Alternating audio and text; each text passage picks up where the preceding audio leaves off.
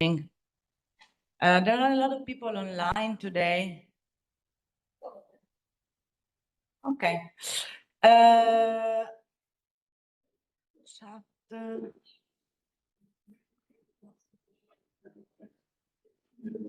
Nice.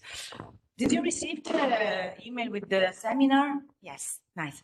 So just to tell you, I would really like for you to be there online, of course, because it's going to be online, but everybody to be there because I like when there are guests and I ask them and I can't even pay them to be there. So it's kind of embarrassing, but I would ask you to be all present if you can and participate if you have questions, and there will be a debate at the end of the seminar because there are two guests as you said, as you saw, and there is a discussant, another guest, a third guest that is going to be a discussant together with me in order to start a debate and start a dialogue between you and the speakers. So I guess that it's going to be interesting if you are also interacting a little bit with the guests. And yeah, of course, if you got questions, if you got comments, whatever,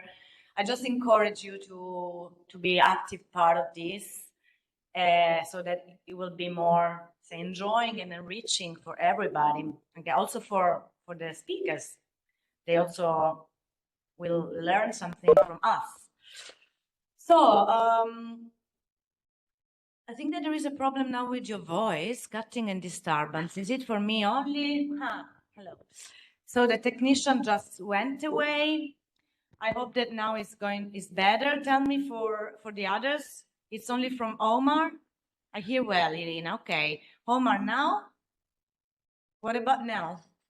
Maybe I can try to speak very near to the microphone.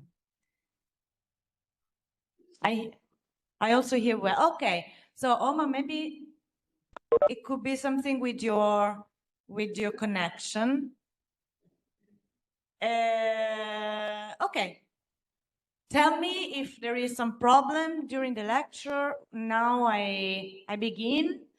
And as usual, if you want to stop me or if there's something that you didn't grasp, you can always tell me and we can always stop and try to explain. Today, yes, it was a problem with your connection. Okay, I imagined. Perfect. No problem, Omar. Thank you so much anyway to tell me. If you have problems with anything, seeing the slides or hearing, you can always tell me. It's better to tell before than when it's too late. Today, I would like to make a focus in this course on Italy. It won't be the only one. Because I think that it's interesting for you. Some of you is Italian, some of you is coming from abroad, from different countries, and it's interesting also for you that are studying in Italy to know something more about the path of, let's say, our recent history toward landscape and how the debate on city architecture and landscape encroached and intertwined one with each other in the recent contemporary history. As I told you, we cannot say that there is a strong tradition of contemporary landscape in Italy, as well as it could be said about North America or France. We saw it in the last two lectures. We did two focuses, geographical, let's say, focuses, one on North American tradition and another one on France.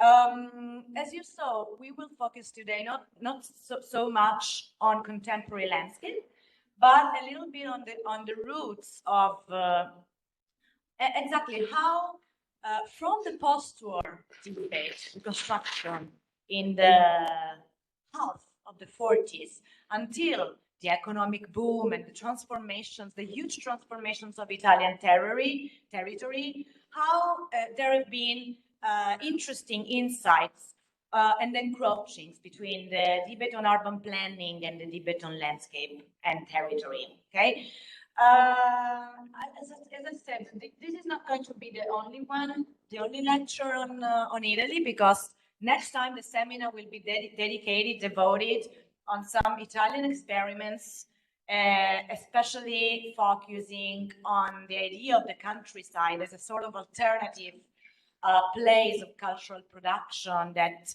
is outside the most institutionalized spaces of cultural production linked to the urban world. So we are dealing with non-urban worlds and universes in terms of cultural production and in terms of radical architectural and artistic experiments. So we are going into a specific, interesting, rich season of the Italian debate that is more or less spanning between the 60s and the 70s. And then we are going to tackle a very recent experiment of a workshop that has been led in the Chianti countryside by a group of very young architects that Margherita is going to explain to you. And to bring, let's say, the experience of these workshops that has been going on since 2 years together with the Architectural Association School of London. So that will be another focus on Italy. And then I will start a part of the course, a portion of the course that will be mostly devoted to the relationships between landscape and photography. It's not going to be all the rest of the course. It's going to be only a small group of lectures, like 3. One of them will be also devoted to Italy, so to Italian photography and how it accompanied the transformations of the perception and the real transformations of the territory. You remember that at the first stance of the course, we talked about how real transformations and their representations are quite linked one to the other. And we sustain this hypothesis with many philosophical, theoretical stances and points of views. So we are going a little bit much into this theme. And this portion of the course will end with the second seminar that will really be more about let's say landscape and media, landscape and representation and photography. So we will have also an architecture photographer, Michele Anastasi, together with us to speak about his experience. So this is the first lecture dedicated to Italy. Let's see. I will show you some examples. Maybe some of them are already known by some of you. Maybe some of them are new. I hope that there will be something new. To start with this, I will show you some photos just to make you understand what is Italy after the war. Which are the urgencies of the architectural, urban, and territorial debate after the Second World War. Of course, the theme is the reconstruction. The main issue is the reconstructions of the cities, the bombed cities, the destroyed cities. This is an image of Florence. This is the bridge of Santa Trinita that is destroyed by the troops, German troops that are retiring themselves at the end of the war. And in this last act of retiring themselves from the occupation of the city, they are destroying completely some of the most symbolical monument of the historical centers of the Italian cities. And this is an important symbol because there have been a big debate among the intellectuals, architects, art historians, art critics about the shape of its reconstruction, how to reconstruct a monument which is one of the symbols and one of the main elements of an image of the historical city that is kind of so much consolidated in the consciences of all the citizens. So it is linked with identity, with belonging to a certain place, with a sense of place. So there is a very interesting debate about how to reconstruct that is dealing much more with restoration. So we're not focusing a lot on this, but just to make you understand, it's about how to reconstruct it with the same shape, the same image, but with new techniques, modern techniques, like the use of reinforced concrete but with the, let's say, an external image, exactly where it was and as it is said in the restoration field, okay, com'era dov'era, as it was and where it was, exactly the same image of the bridge. Or we should reconstruct the bridge exactly as it was, but also in the manner in which it was constructed in its epoch, that was the 16th century. This is a bridge by Bartolomeo Ammanati. So at the end, the hypothesis of the reconstruction in traditional techniques wins, and the bridges let's say give back to the citizens in a new shape that, of course, is not the same as before, because the matter of the bridge is changing. It's not the same as before. Only some of its fragments are kept and remaining in its future, but in its final form, but with a traditional technique. So a monument is restored, and the image of the city is in a way restored. The issues of the reconstruction are many, are very articulated, very complex, so I'm not going to be focusing on this, but just to give you some grasps. And I open this lecture with a bridge, and I will close the lecture with another bridge, so just to have a structure.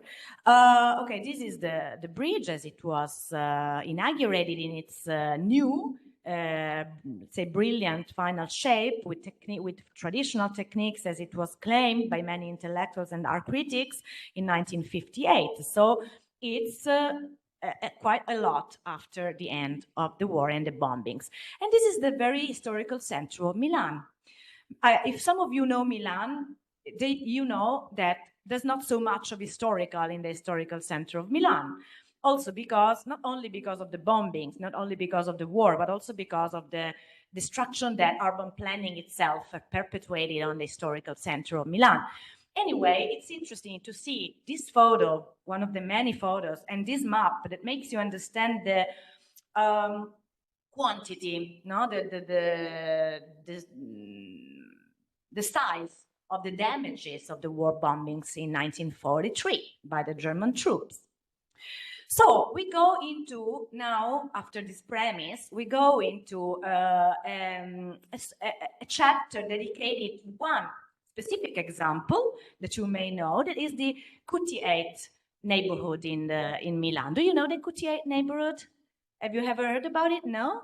And maybe you didn't visit it? Okay, so it's interesting because it's not only a very important experiment in the housing development, in the housing debate, in the debate about housing and contemporary architecture, modern architecture in the post-war Italian scenery, but it is also one of the examples, one of the case studies in which landscape as a subject enters for the first time, in a way, the contemporary debate. We are in a phase of past, in a phase of transition. The reconstruction period is a phase of transition in which the pre-war CM-based functionalist urban planning and approach to architecture and urban planning is taking new shapes. There are new references coming from abroad, mixing together with the functionalist references. And the Cutiate is one of the mirrors of this phase of transition. Let's go to see why.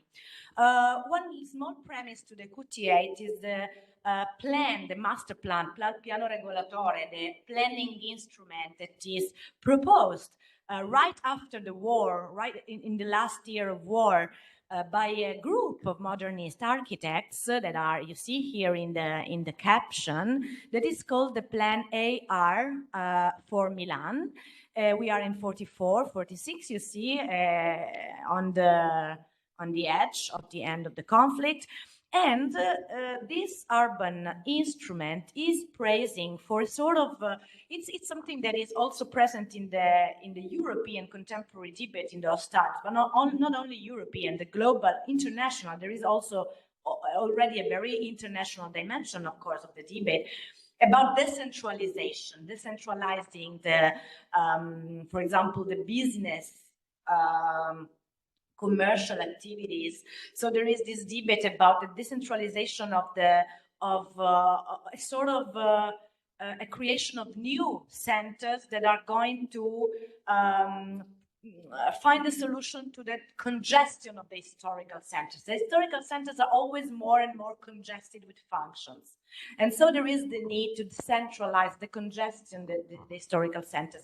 And the idea of the Piano AR, so-called Piano AR, is to create a new big centrality with the administrative functions and tertiary functions are going to be settled at the more or less in the what is now the Parco Sempione, okay, in the northwestern area sector of the city of Milan, at the intersection of these two big they call them assi attrezzati, these big streets of penetration that link the city within its territory, its regional territory. So there is also an opening toward regional planning, what is going to already be recognized internationally as regional planning. Maybe you may know something about the Abercrombie plan for the Greater London plan that is also developed in these same years. So these Anglo-Saxon references are quite present in this, but also the functionalist references of the pre-war period, of the Siam. Okay, the Siam, we already mentioned the Siam before, so I give for granted that more or less we know what is Siam, the Congrès International d'Architecture Moderne, the International Congresses of Modern Architecture. These are visions of these two big streets that are going to cross into the new business districts. Of course, this plan is not going to be realized, but the idea of the business district is embodied in the real plan that is going to be accepted, that is going to be developed in the 50s, in the beginning of the 50s. But as much as we see it in the way that we see it here, it's not going to be developed. It's not going to be realized. But we see this idea of a sort of Le Corbusian idea of this green city, of these elevated roads in which the pedestrian circulation and the car circulation are completely disconnected, separated one from the other, and in which the say this idea of the ville verte, of the green city, in which the pedestrians are going to be immersed in a green environment, although the density is going to be very high, and this very high density is devoted to is acquired thanks to the presence of these tall buildings running perpendicularly with this big axis. This idea of a Le Corbusian approach to the city that had also some precedents in, for example, in 38, some important Italian modernist architects such as Albini, Gardella, Minoletti, Pagano. Maybe you heard about these names, okay? Giuseppe Pagano, Franco Albini, Ignazio Gardella.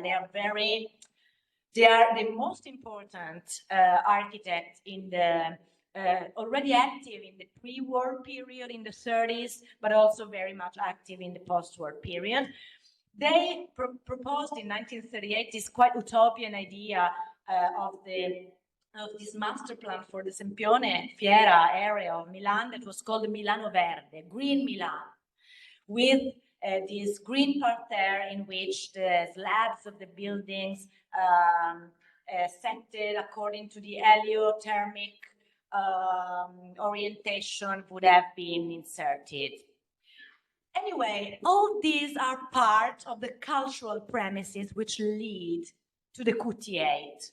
The Coutiate is an idea that stems from the pre-war period, from the triennali, the exhibitions, the triennial exhibitions that are led before in Monza, in the Parco Reale di Monza, and then in Milan as soon as Muzio builds the new building of the Palazzo dell'Arte in the Parco Sempione. Do you know the Triennale? Have you ever been in the Triennale? It's still active.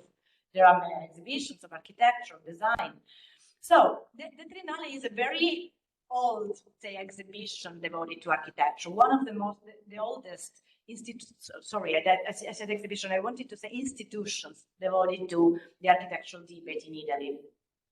And the Cutiate neighborhood is actually an idea that stems from one of the previous triennale, and that is only developed concretely in the triennale, the 8th triennale of 1947.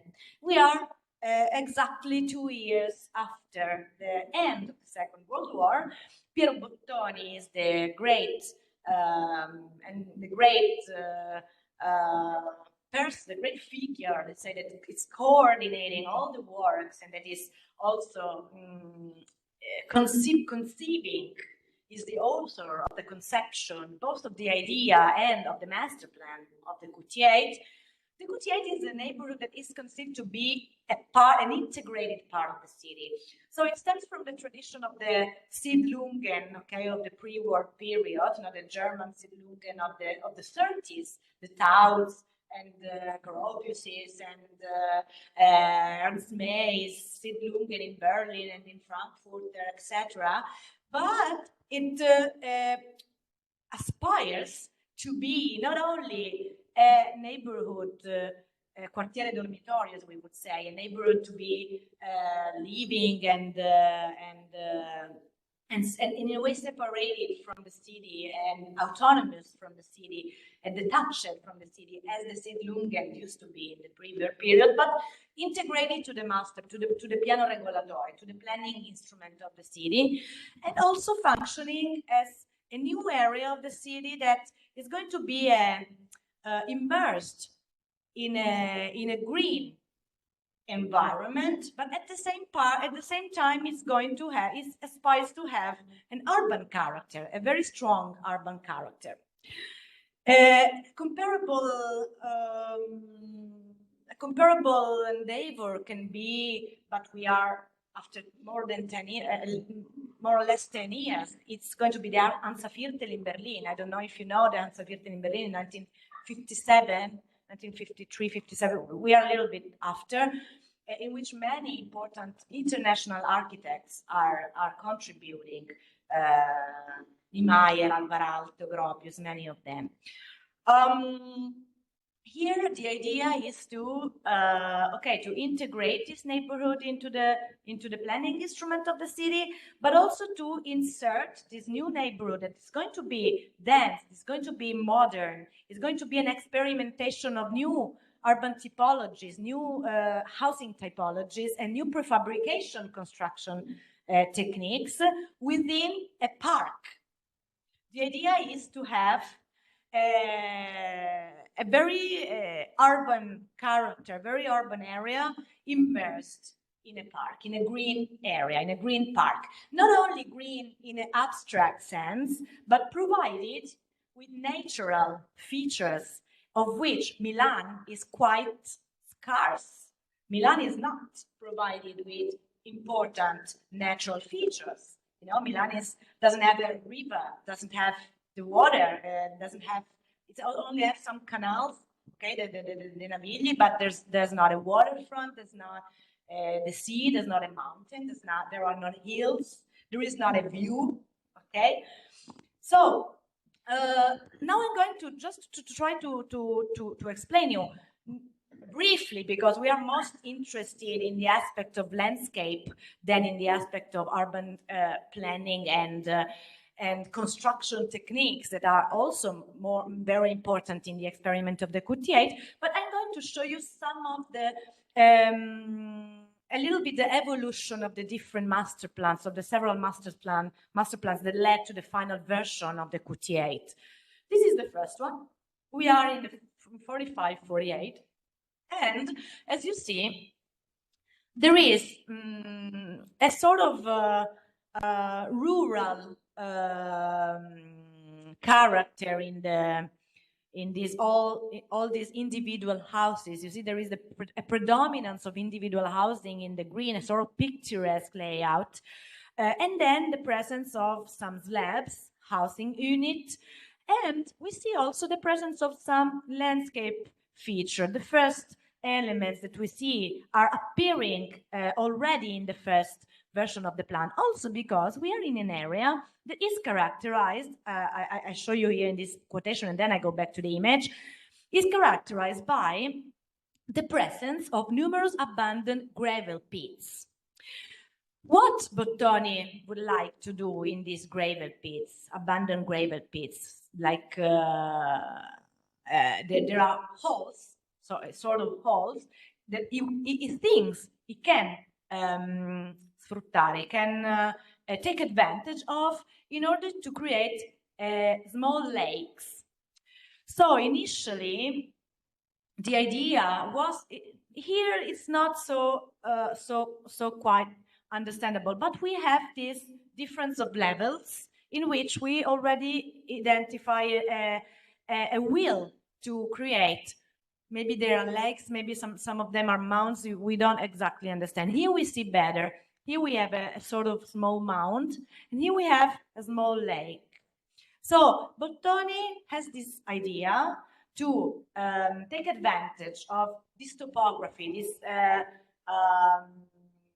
specific aspect of the topography of the area in order to provide the neighborhood and the city itself with something that is missing, actually, that it considers to be very important for the well-being of its inhabitants, that are natural features.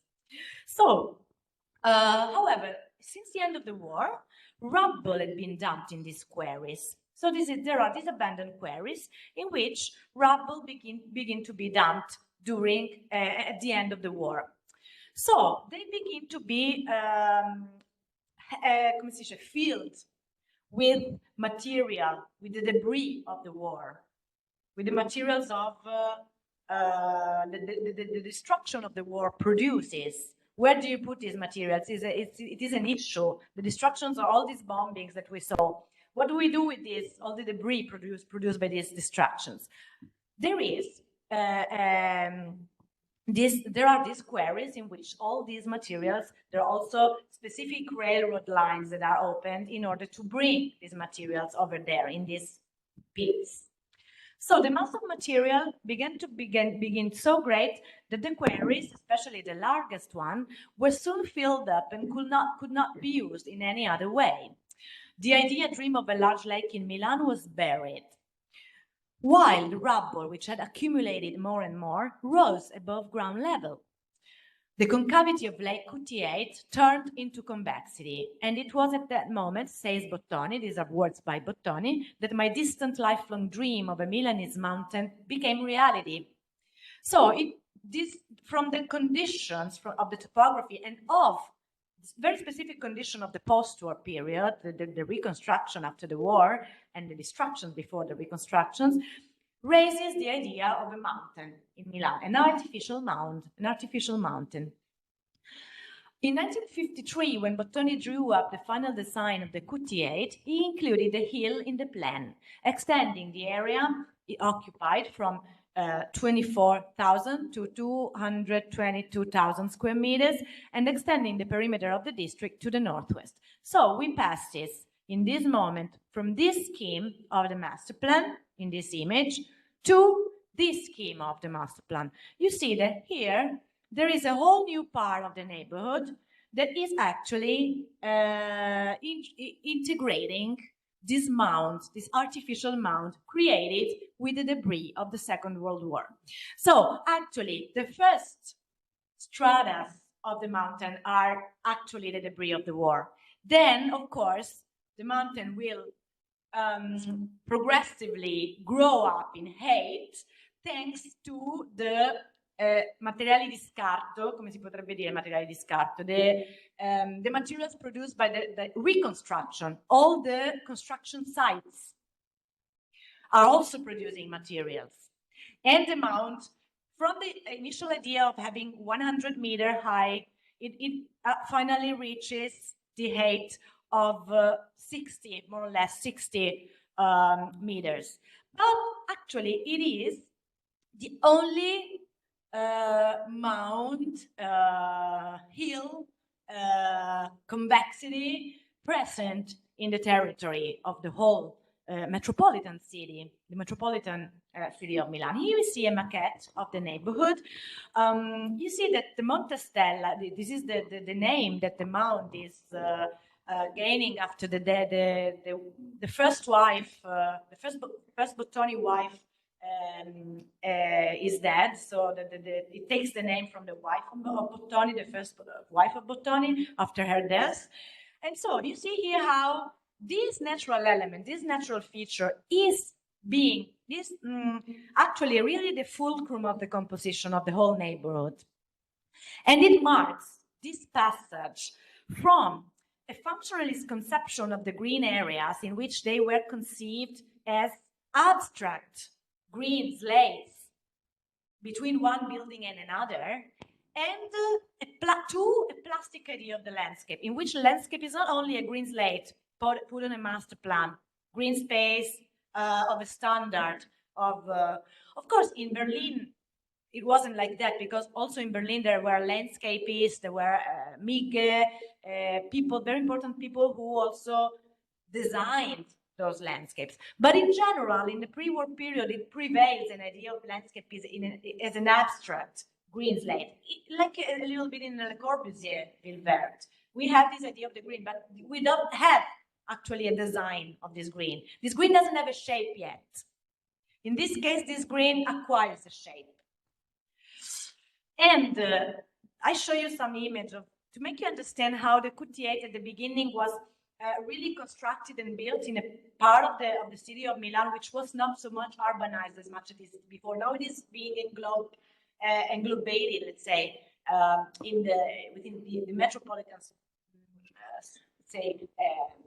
spreading and sprawling all over its borders. But in this moment, the Coutiette is actually one of the first lines of a development.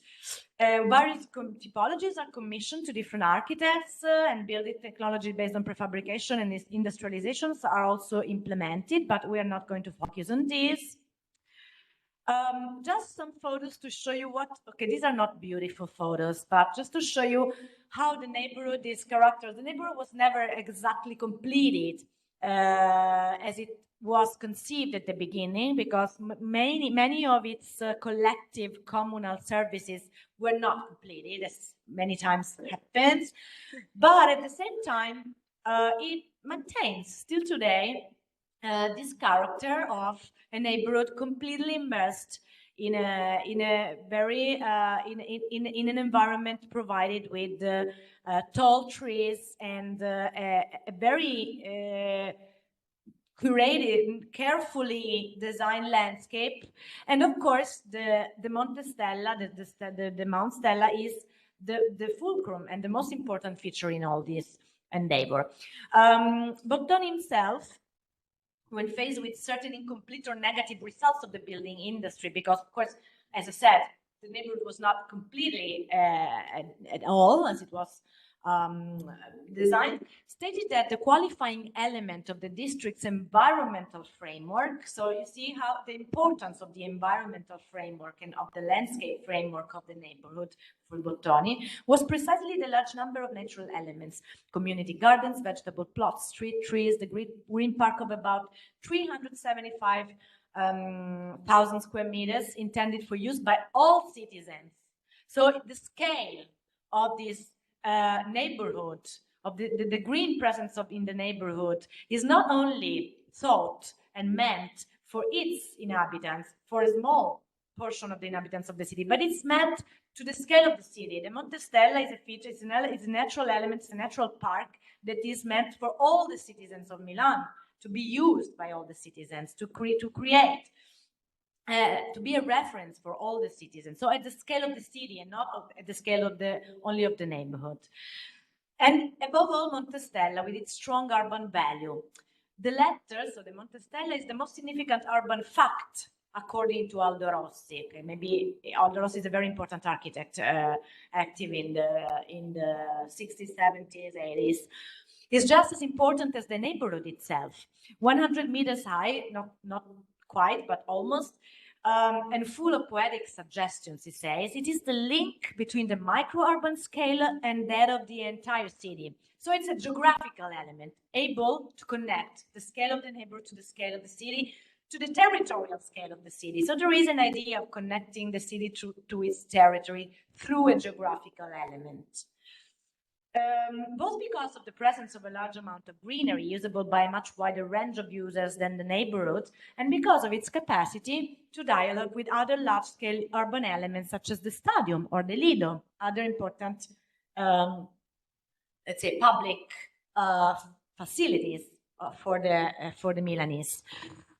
This is a model of the QTA that is, you see, from the macerie. The macerie is the debris of the war, presented on the newspapers of the epoch, and some photos of the construction of this new geographical element. It is interesting because it's quite a radical attempt to modify the geography of the city itself. You see how the terraced different layers of the mountains are going to be created progressively, and the first trees are planted, and how the possibility to have a view and an elevated point of observation of the city is finally acquired for Milan. And it's also inspiring some other more or less interesting, let's say, actual. Did you think to this when you? Okay. You visited. Did you like it? More or less. Yeah. Okay, me. I also had the same impression. So this is one of this is very near to the Monte Stella. So of course there is a direct inspiration for the Portello Park by Land, Andrea Schipper, and Charles Jenks. Of course, there is the participation of Charles Jenks to the project of the new Portello Park. This is a big, huge area of recent new development for the city of Milan, in which there are interventions by different important architects, Zucchi, Valle, etc. But of course, this is one of the interesting new interventions in terms of public parks that anticipates many of the last ones, like the Biblioteca degli Alberi in Porta Nuova or the Park of City Life by Gustafsson. There have been others. And of course, this is a very formalist park, in my opinion. But I wanted to show you in order to let's say, to make you understand how the Monte Stella is becoming part of the cultural references for landscaping in Milan, because this is very next to it. Let's say very territorially, geographically, is in continuity with the QT8, because it is set exactly in that part of the city. But it's not the only one. There is also in the Bicocca new neighborhood by Gregotti. If you ever visited, that there is also a landscape feature which creates a very small but an interesting artificial mound. So this idea of creating new topographies and modifying the geography of the pianura, the complete plain territory of Milan, is then being reproposed during the next decades. This is another image of the Portello Park completed. The previous image was not completed. And so the thing that I find kind of disgusting is these barriers that prevents people to fall down, but that, let's say, transform this want to be natural element into a sort of house architecture, but I think is not so successful. Anyway, we go to another example. These are the two starting examples for this lecture, because they are the first attempts after the war. One is a whole neighborhood. Another one is only a mausoleum, a sort of monument. But it's also interesting because it's also dealing with the topography and working within the topography. We are here in Rome. We are in the outskirts of Rome, and this is a project that is a mausoleum for a Nazist massacre that happened in this part of Rome at the end of the war, in which many people were. I'm going to explain you well by helping me with this because so in English it's going to be easier. It was a mass killing which was carried out in 25 March 1944 by German occupation troops during the Second World War as a reprisal for a partisan attack. So there had been a partisan attack killing some SS officials and German soldiers, and as an act of reprisal, yes, there have been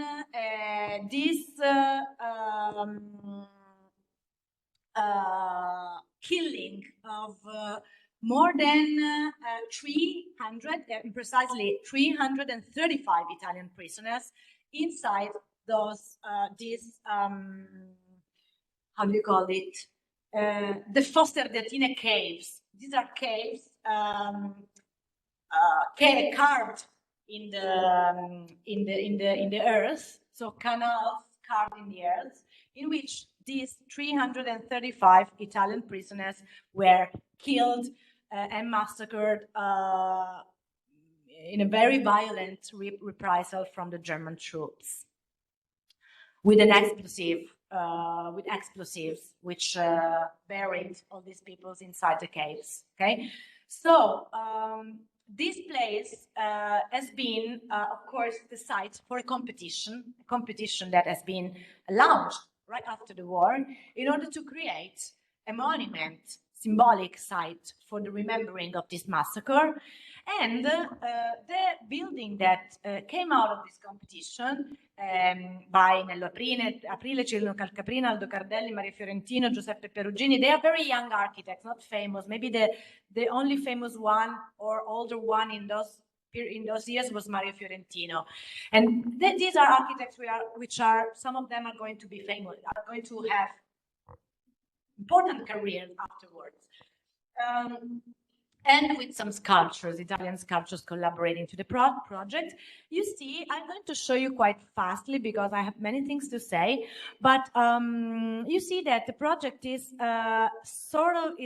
consisting of a sort of immense slab of concrete that is superposed over a sort of burial carved in the ground, and creating a sort of tombstone, immense tombstone, sort of this suspended monolith. You see it in the section here. It's a suspended monolith that from the exterior you only perceive as, of course, as something. Here you can see the rooftop, but actually you only perceive it like that, like an abstract monolith suspended on the ground, which is immersed in the landscape, which covers the tombstone of the victims that are buried here under the ground, covered by this huge monolith of reinforced concrete. And this is the final destination of a path which is starting from a certain point and which is developing through the underground canals of the quarries, exactly where the massacre was perpetuated and where all these people have died. The same made by the victims before being executed. So it is a project which, in a very different way from the models of the pre-war period, works together with the soil, with the topography, burying the building in the soil within the ground, and announcing its presence only with this abstract sign of reinforced concrete, this monolith. And of course, here we are also in a very interesting place on the point of view, from the point of view of the landscape. Here you see a recent photograph of the monolith. Here you see one of the doors created by the sculptures, and the entrance doors. And here you see some photos of this path, okay, the entrance to the monolith. So the light and the shadow that are creating a sort of ceremonial path that accompanies the arrival to the final tombstone and the final monolith, in which the light, the natural light, only penetrates through this this line. There is this line of light that is the monolith is suspended and creates this line of natural light that penetrates. And this is the inside, of course, the final hole with the tombstones. So these are two examples in which we see right after the war an attention that is quite new for Italian architects to a work within the topography. So we are always in the realm of architecture, but it is interesting to see this new approach. Now I'm going to show you a little bit fastly this, and we're going to go back a little bit back in the pre-war period in order to see how this experiment of the Olivetti Comunità program is started in the 30s. Adriano Olivetti is an important figure of intellectual and imprenditore, si dice, entrepreneur in the 50s, in the post-war period in Italy. He's also playing important roles in the urban planning realm. He's a chief from 1950 of the INU, National Institute of Urban Planning. He is also participating to the publication of important editorial of books, but also of magazines like Urbanistica, of important, let's say, canals of the debate, channels of the debate in those years. And he is the founder of this movement called Comunità, which was quite influenced by Anglo-Saxon models, US sociology models, and in particular by Louis Mumford's writings and this questioning of the modernist, functionalist approach of the pre-war period. And in his thought, architecture, industry, and territory was to be part of a sort of original reflection on the relationship between planning, development, and territory.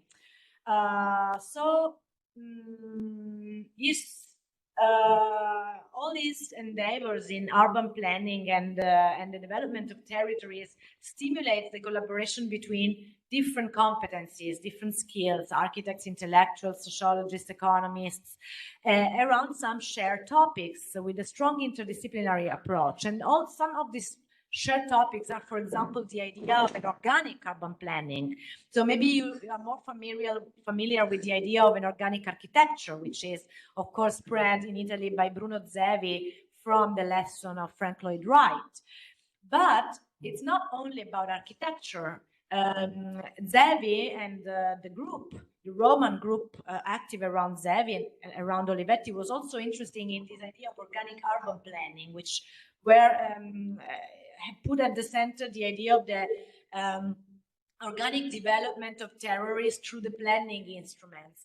And one of the important case studies in this, from this point of view, is the plan of the Valle d'Aosta, which is a region, of course, of the north of Italy, promoted and coordinated by Olivetti and developed by some of the most important modernist architects active especially in Milan, like Figini and Pollini, Piero Bottoni, again, Piero Bottoni of the QT8, and the BBPR. The BBPR, maybe you know who are, Rogers, Peressutti, and etc.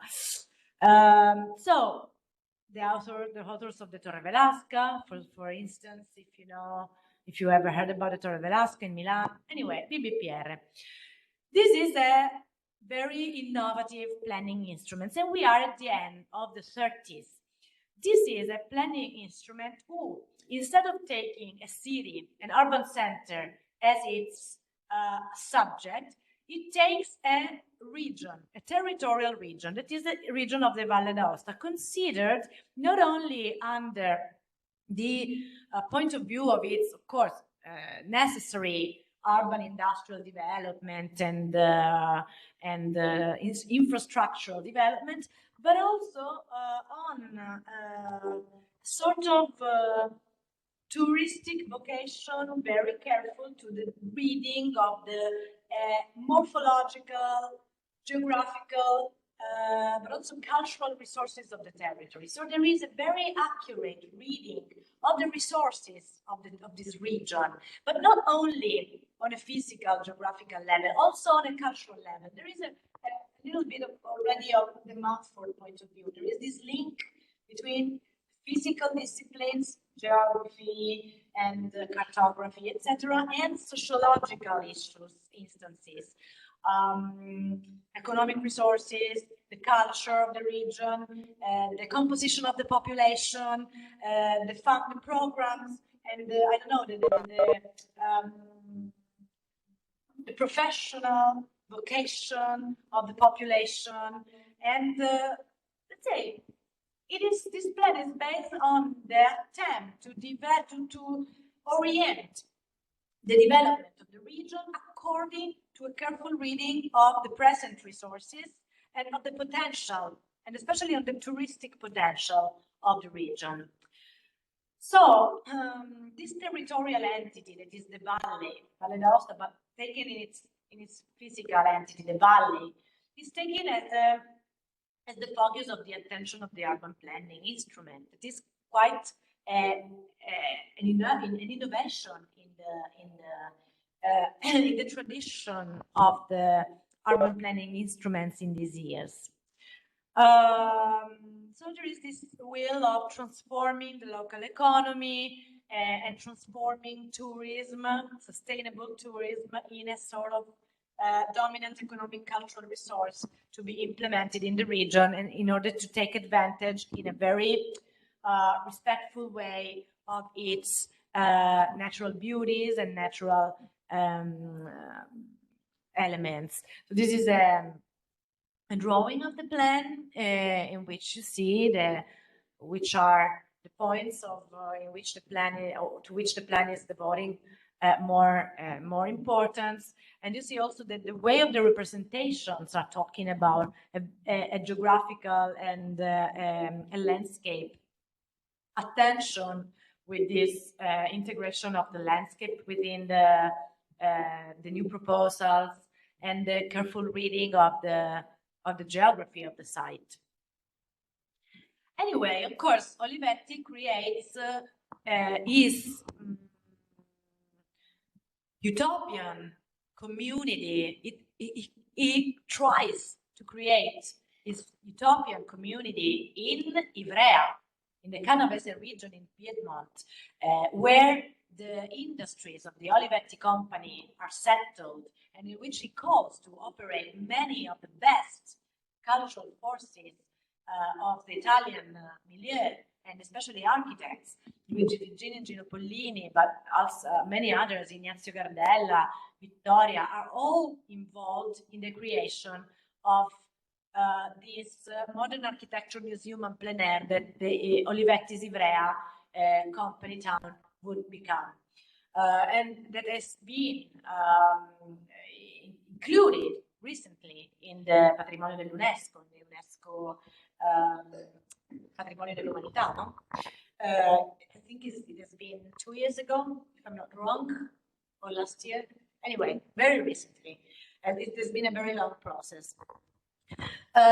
So the idea was to create a sort of working community where the world of industrial and intellectual production meet each other and collaborate one with each other. And this kind of temporary fellowship between capitalism, culture, technology, aesthetics, political ideologies, and social commitment. We will see something like that in a further lecture when I was showing you the case of the Borca di Cadore colony of the Eni by Edoardo Gellner, but it's another thing. Okay, let's go, because these are some of the images of the first constructions of this company town of Ivrea, that is conceived according to these comunità ideals of a community that should have the workplace together with the living place, and live in a unitarian environment which was able to provide to all the needs of the employees.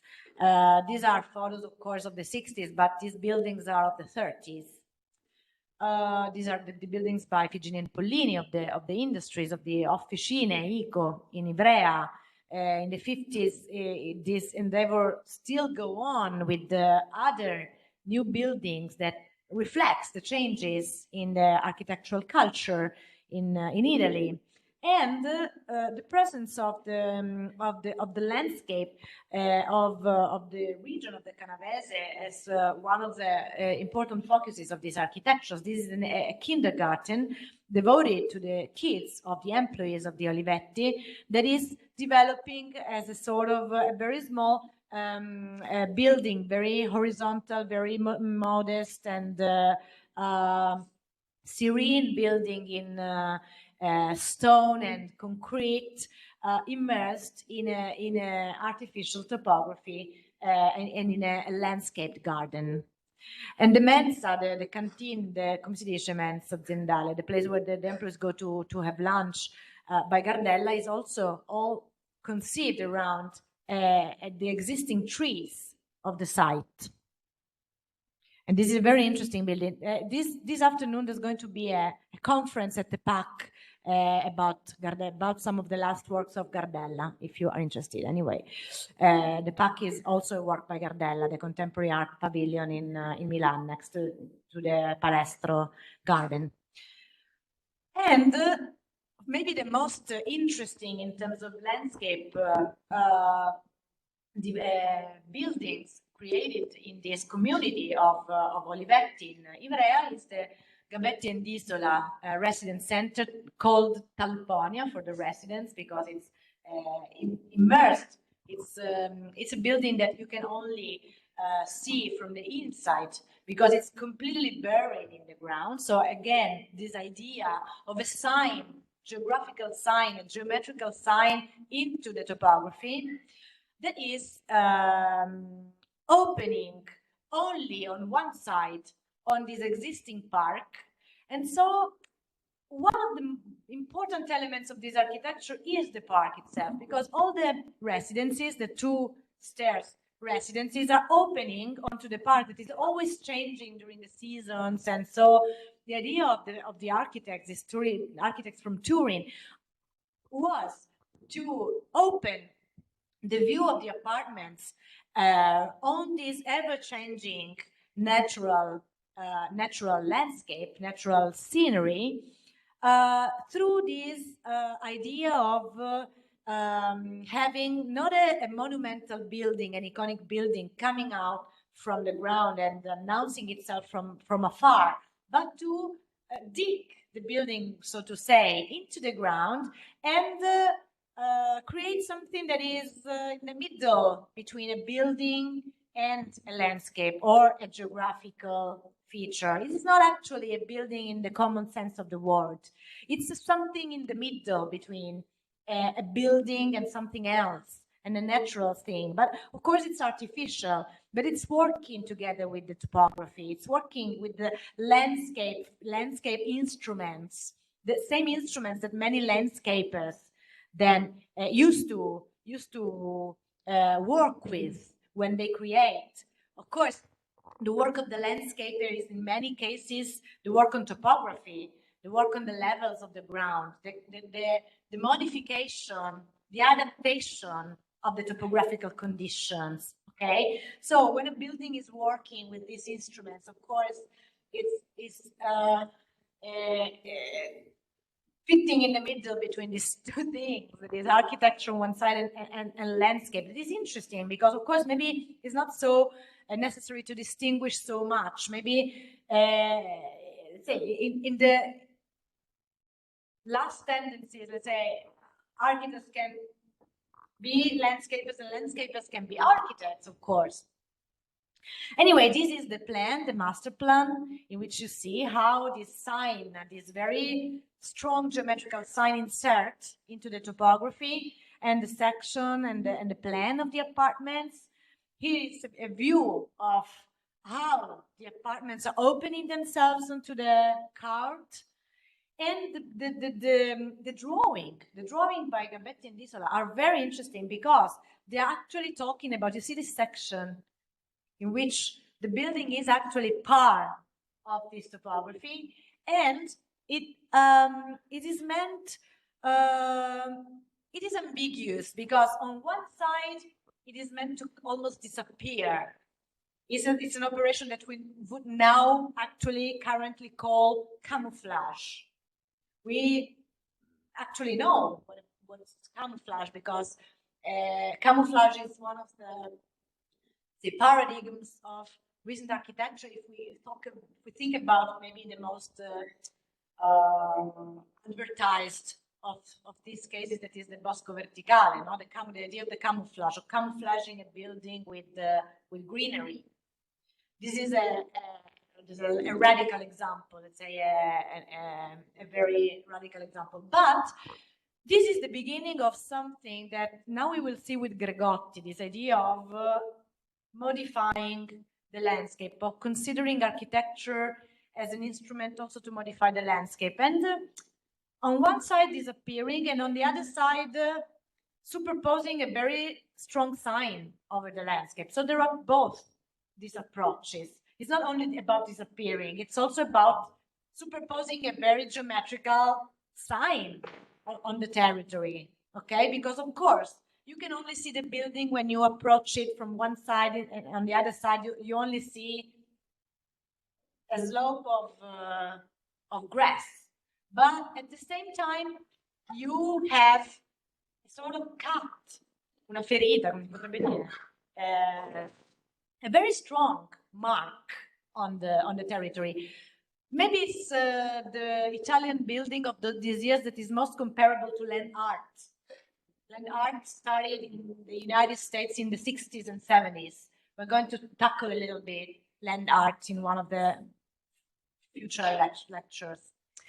So you see here a photo of the epoch of the construction of the building. You see how actually the building is only its roof, and then this hall and this garden at the center. So there are many references. Also the Siedlungen of for example, some of the Siedlungen by Taut and Mieke in Berlin were based on a fulcrum of green and around, like the Brits, for example, the Brit Siedlung. But anyway, it's something new. It's something completely new on the scenery of Italian architecture. And this is a recent photo. And this is a photo in which you can see how the building is quite progressively integrated into this wood and becoming part of this wood in a way. Another chapter. So another chapter, and maybe we can make. Let me understand when it's going to be good to make a break. Maybe at the end of this. So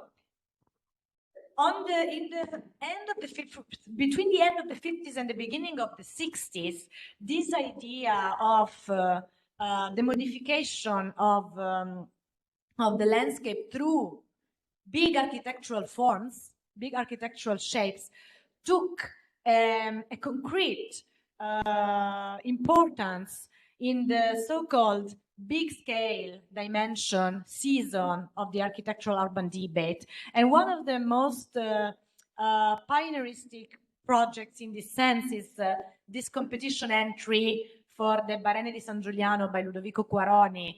We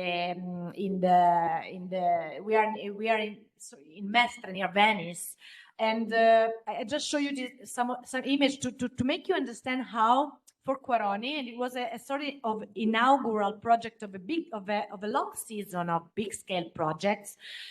The shape of the architecture, these mega forms, huge forms, architectural forms, could be able to mediate between the scale of the city and the scale of the territory and the scale of the lagoon, of the landscape of the Venetian lagoon.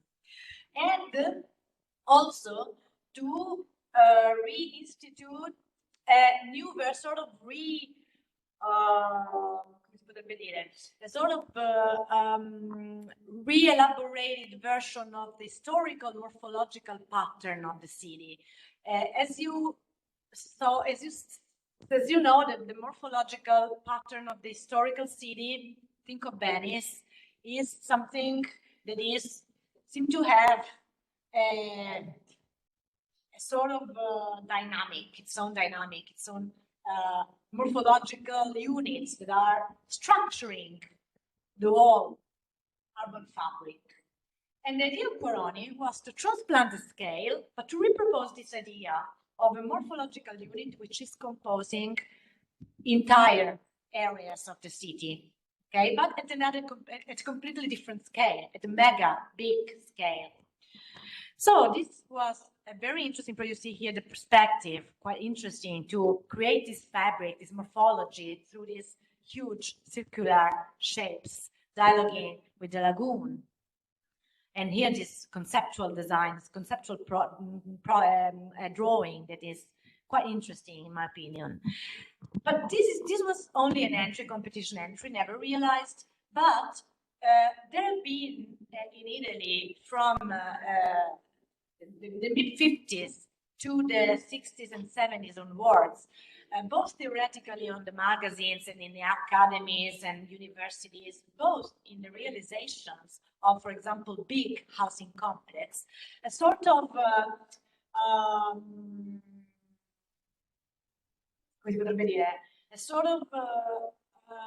obsession for the big scale.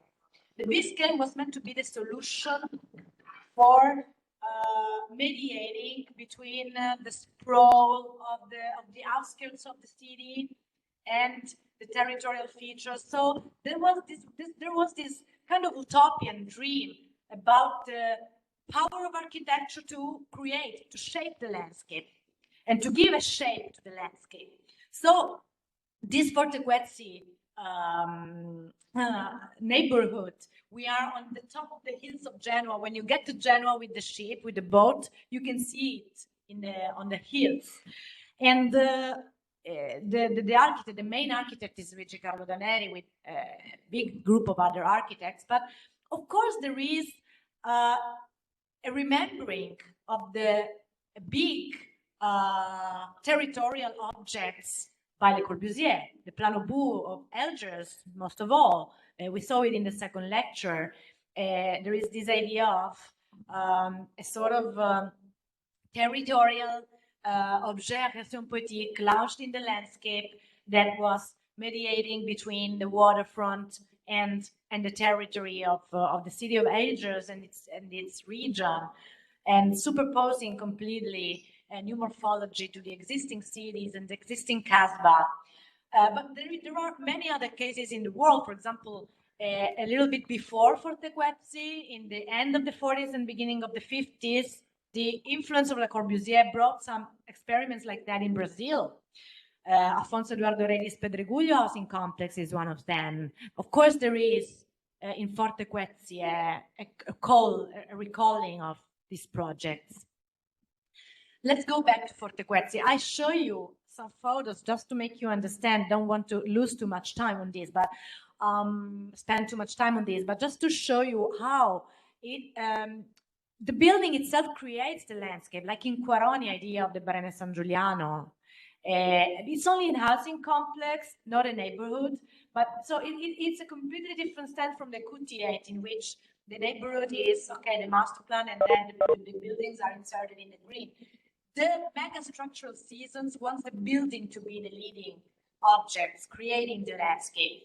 So the scale is the scale of the building, and the building and the neighborhood are one. This is very impressive. For example, these photos are very impressive in my opinion, and Fortequezzi is one of the most successful of these endeavors. Of course, there have been less successful ones, such as the Corviale in Rome. That is maybe the culmination, negative culmination of a utopian idea of this possibility by architecture to solve the problem of the outskirts of the city, to give a recognizable shape to the outskirts of the city, to this significant and meaningful and characterized places at the outskirts of the city. The Corviale is will persecute in a way forever his author Mario Fiorentino forever, like since till his latest years. He will always be trying to question himself, and because of the failure of this attempt, because it's a 1 kilometer long building that has been at the center of many polemics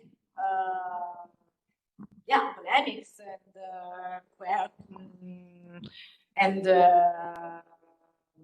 discourses and negative discourses about this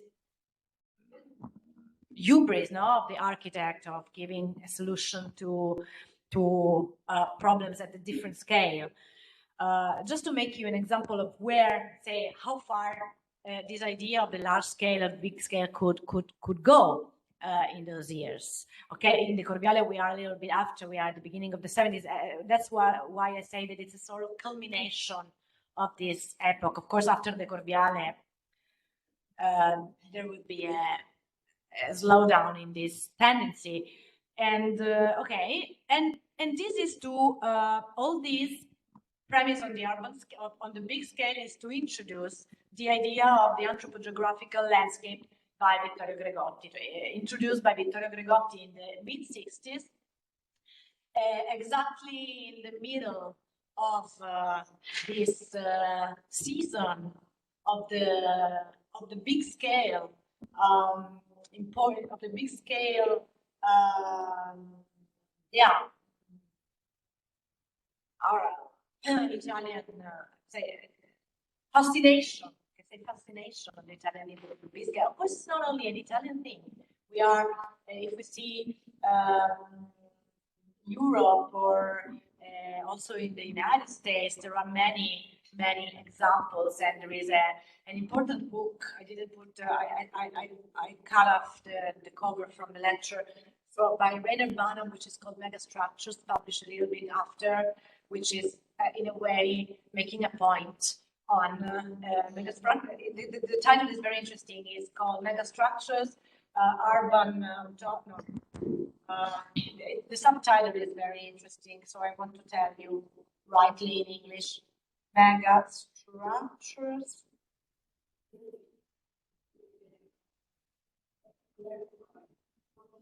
Banham. I must write Banham, or else I don't find it. I'm sorry. Banham. I don't want to tell them that. Urban futures of the recent past. There is this play between the past and the future, the utopia of a sort of anticipation of the future that is already historicized. Okay.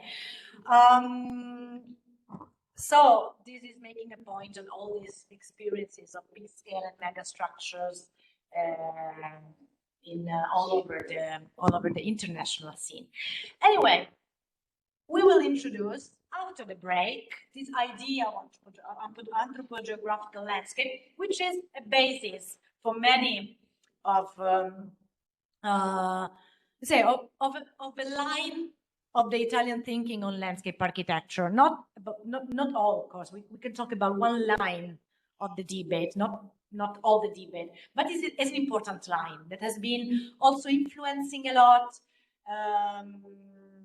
French landscapers. Michel de Vigne has been much influenced by Gregotti and by his idea of anthropogeographical landscape and the possibility to modify landscape. So it has been a very important point of view, theoretical, and not only theoretical point of view, not only in Italy. But I will tell you more about it soon. Resume. And then riproduci. Yes.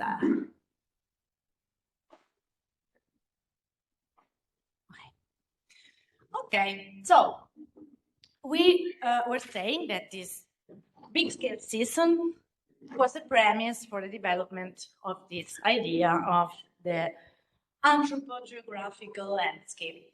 Now we're going to try to understand this not so easy concept of the anthropogeographical landscape. And in order to understand this concept, we're trying to explore it since it's more or less first appearance and first systematization in an issue of a magazine directed by Gregotti, which is called Edilizia Moderna, in 1966.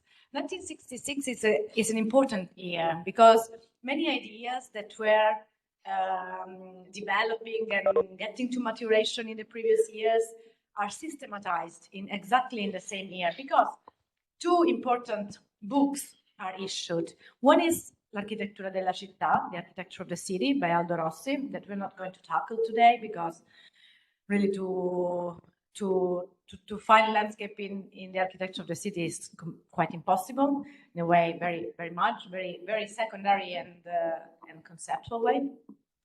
And another one is the Territorio dell'Architettura, the Territory of Architecture, by Vittorio Gregotti. And the Territory of Architecture is one of its chapters stemming from this issue of Edilizia Moderna. Okay, these are editorial things that maybe you're not so much interested in, but just to say that it is in this moment that Gregotti gives shape to ideas that has been already developed in the previous years in a very much more systematized way, more consolidated way in this issue. This issue is called paradigmatically, symptomatically, the shape of the territory, la forma del territorio. And in this concept, the shape of the territory, there is plenty of new potentialities for the idea of landscape in the Italian debate, especially this term shape. With this, now we're going to go a little bit through the pages because it's also a beautiful issue with the incredible iconographic material. And the iconographic part is as much important as the textual part in a magazine, and especially in this issue. The term shape is important because what Gregotti wants to state is that landscape and territory is actually like architecture. It has a shape. And therefore, having a shape, it can be operated, it can be modified, we can intervene in it with the disciplinary instruments of the project, of architectural design. Okay, because we are used to think that you can that a building has a shape, and so that the architect is dealing with that shape. Of course, not dealing only with the shape. Architecture is made of many things. That shape is only one aspect. But we are very used to understand architecture as something that, say, in the instruments of an architect, there should be the ability to merge with the shape, to create shapes, to modify. Architecture is something that deals with modification of the existent world. Okay, it's not after you as an architect made something, the world has changed. Maybe slightly, subtly, but it's changed. It has changed. You have introduced a difference, a modification into the into the universe. And what Gregotti wants to tell is, okay, we don't have this concept of landscape is always escaping and it's always so ambiguous that we can't grasp it. We seem to have not instruments, means, tools to act on the scale of the territory, many scales of the territory, because of course the territory can have a micro scale and a macro scale. Okay, so you say, okay, maybe we seem to do not have the instruments. It is always something that is a concept that is a geographical, physical concept, but it's also a cultural concept because it deals with the anthropization, the presence of man, the modification introduced by man in the territory. So how do we deal with this, with all this? We can deal with this through the project.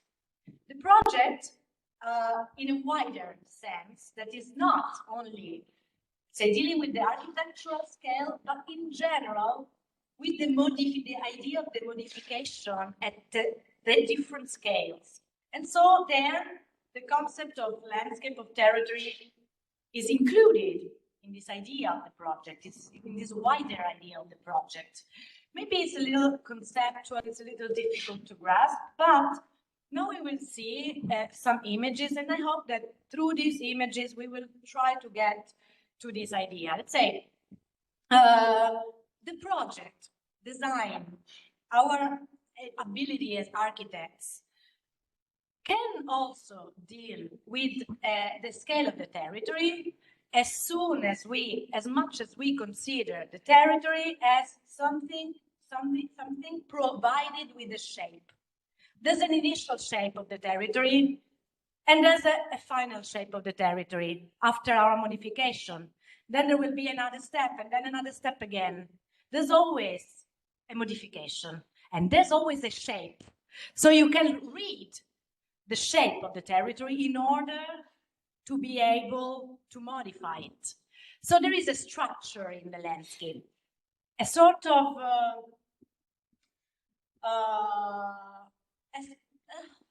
aesthetical, but also morphological structure. That's the morphology in all the landscapes. So all this issue is devoted also through its iconographical part. Iconographical, I mean the images used for the magazine, in the pages of the magazine, to sustain this idea that the landscape has a shape, has a form, has a morphology that allows us as architects to intervene in it.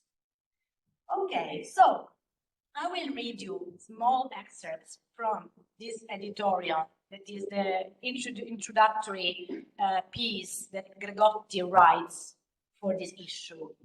He says, the theme of this issue is the possibility. So after I explained you, maybe you will find the words by Gregotti a little bit more comprehensible, because Gregotti's way of writing is kind of difficult in Italian as well. So you can imagine the translation in English, and maybe it's not a very beautiful translation, okay? So you will find some obstacle, but try to grasp the concept. The theme of this issue is the possibility of founding a formal technology of anthropogeographic landscape.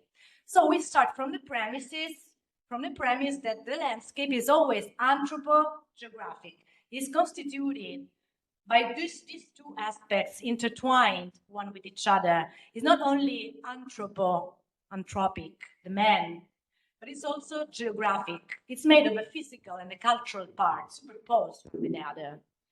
This is the premise.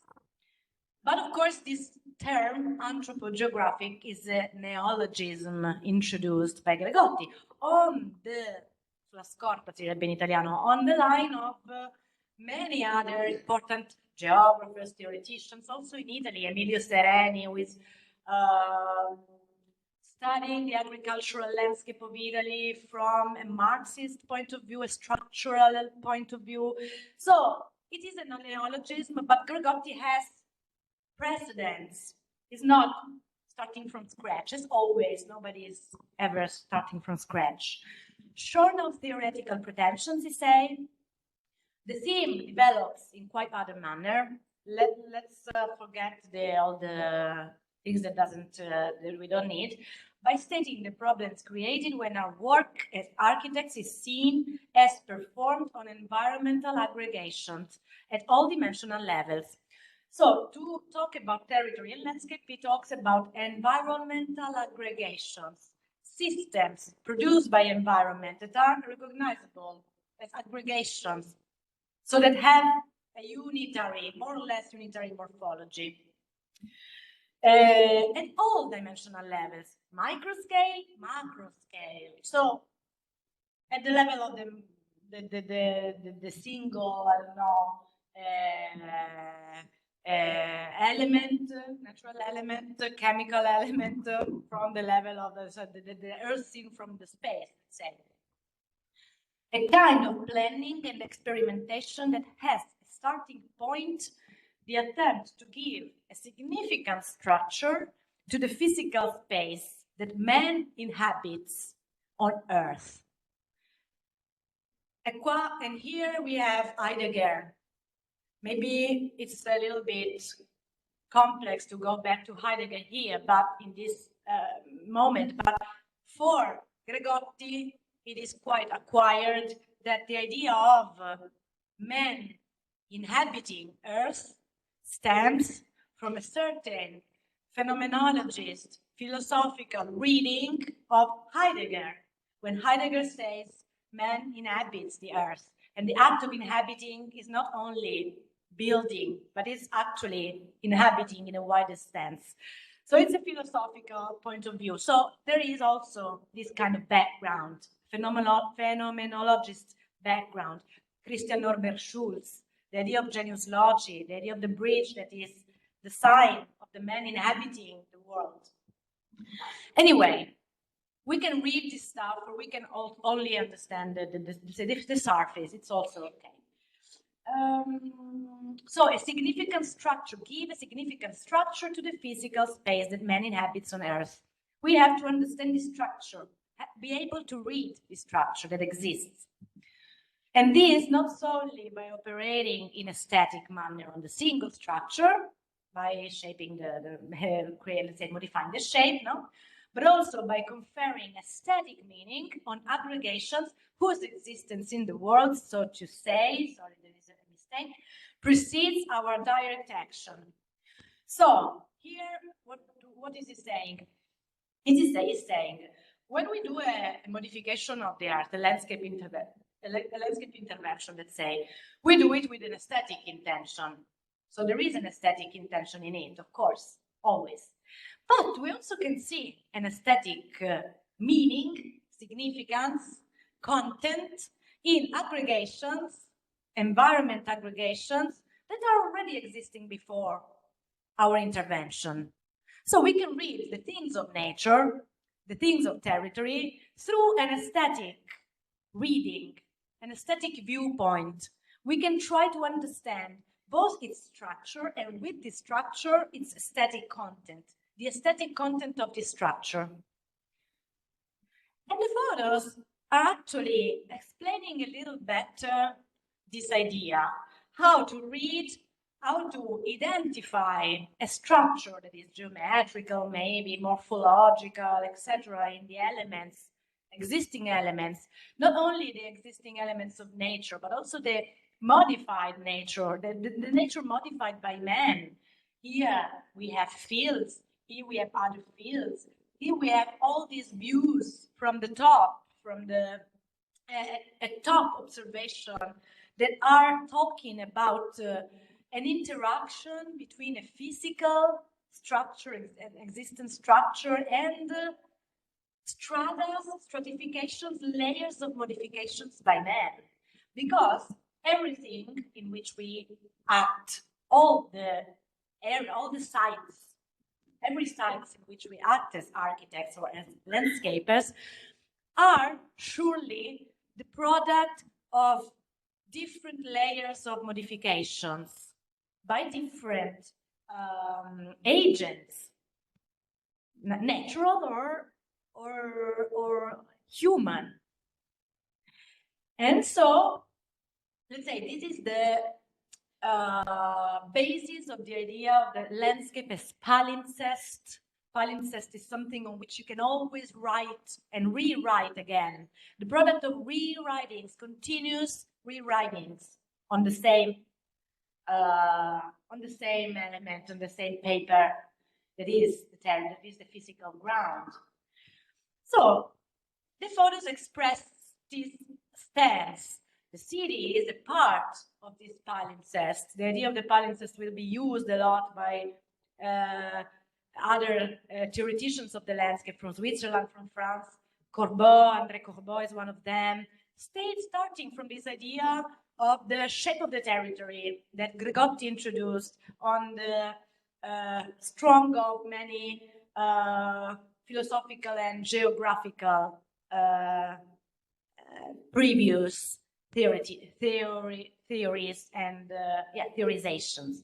Okay, so the city. I just show you some image, and then another sentence. Like we go a little bit faster, because now we entered a little bit, I guess, this idea. This particular relating of nature to culture. There is a relating of nature to culture through landscape. So landscape is this particular link, connection between nature and culture, which we in modern society affect, refers us to the general problem of the significance that a cultural model attributes to the physical environment in which it exists, and to what place it consequently accords in its scale of values to the issue of the formal structure of such environment. Okay, if you don't understand it so well, don't worry. We always are adding some specification to the very same concept. The possibility of recognizing in the construction of landscape a field of specifically architectonic competence, wherever such construction is intended, with as point of departure the suspension of judgment of a function distinction and having as final aim. See, the translation is very bad. It's the one of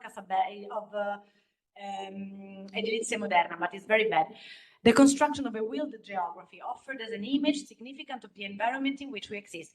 I will only to focus on the last sentence. A willed geography that is distinct to a spontaneous geography. A willed geography is a production of a will, of a human will. So you can produce a willed geography offered as an image significant of the environment in which we exist.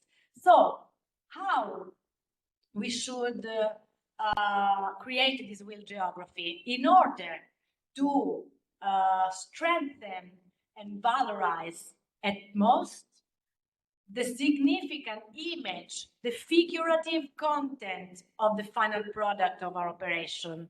There is always a figurative content in a landscape.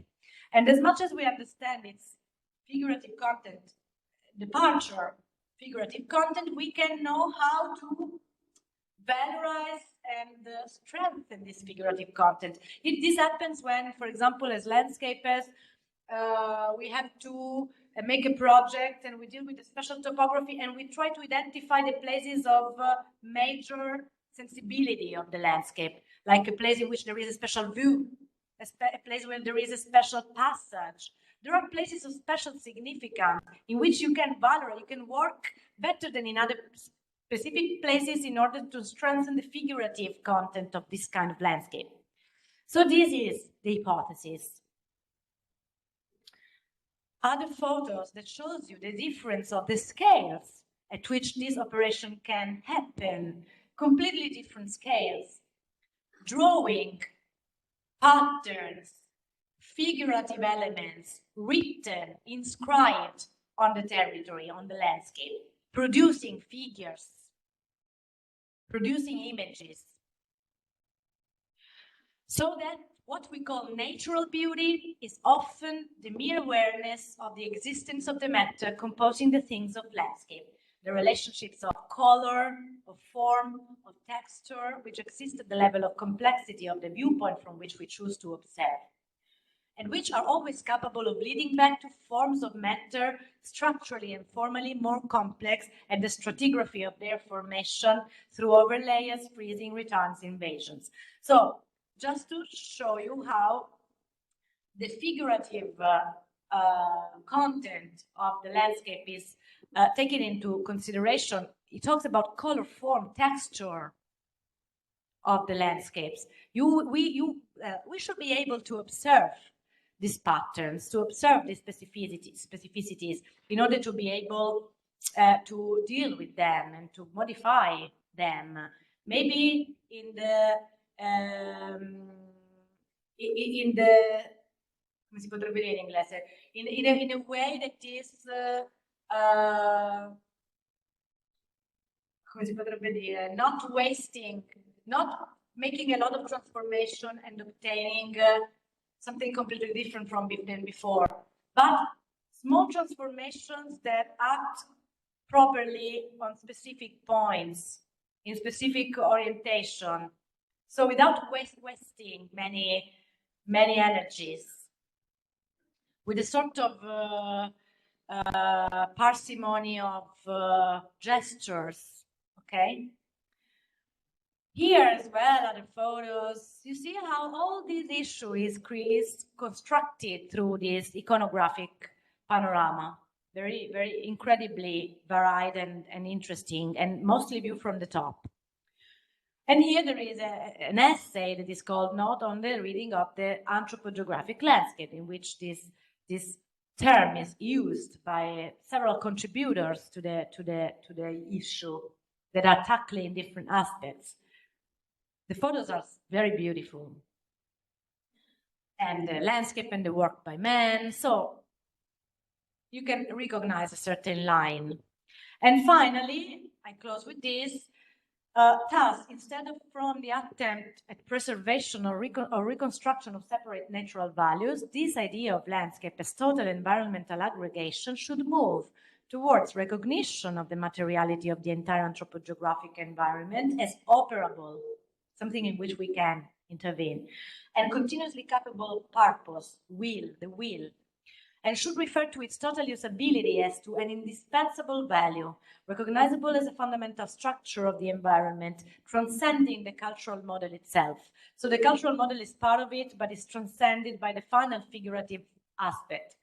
The instruments of definition of the modes of this usability can, I believe, in a highly generic manner, be provided by anthropology as a general science of mankind. So he states the importance of the interdisciplinary contribution by other sciences like human sciences, social sciences, anthropology at first point, in that it is capable of summarizing sociological, ethnological, psychological elements in their various meanings and of composing a theme of human behavior.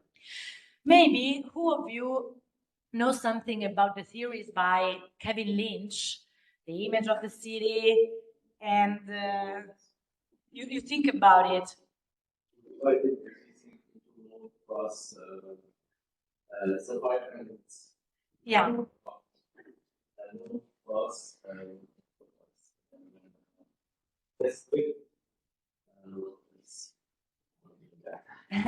no, don't worry about the details.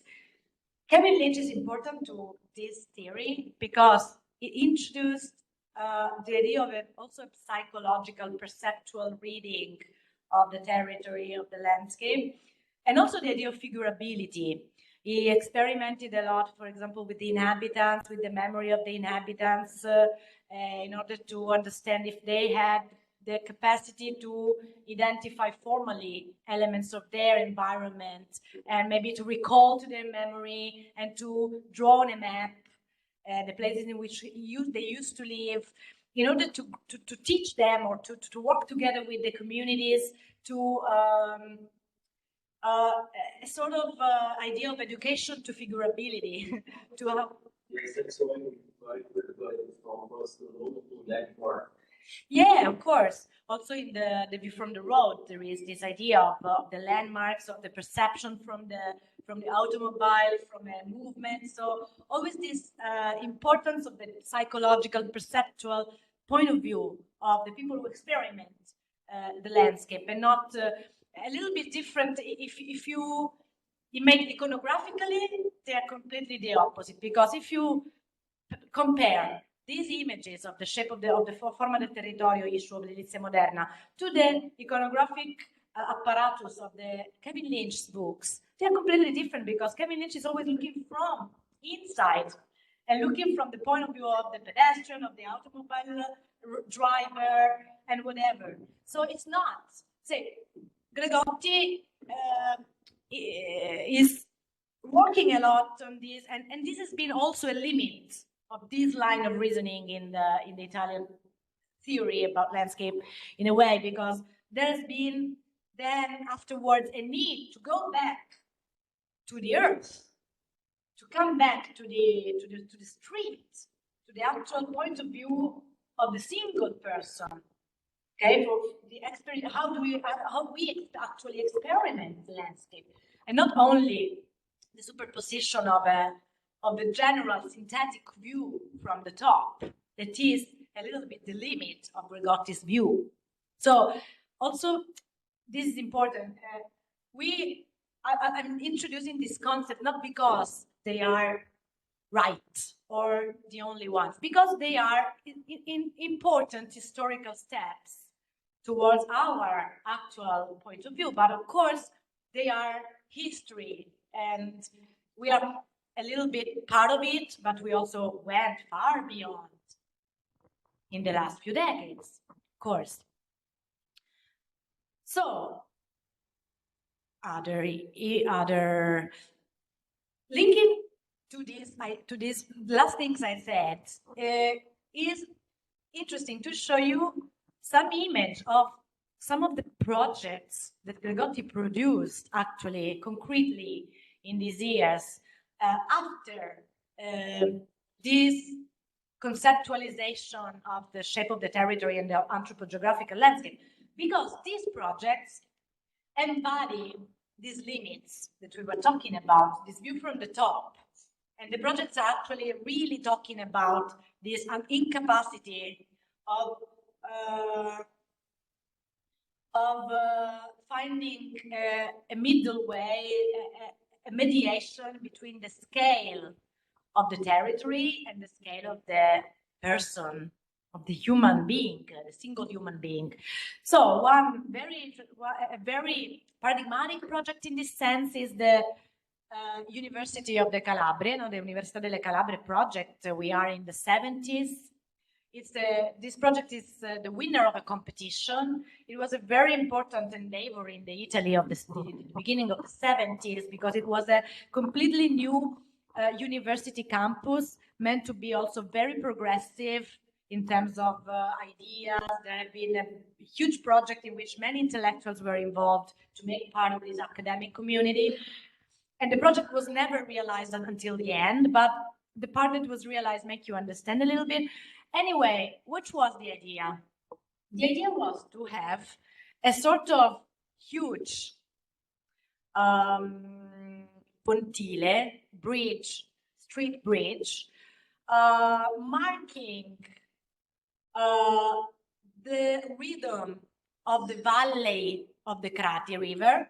We are in a very depressed region of Italy, near Cosenza in Calabria, so in the Meridione, in the south of Italy.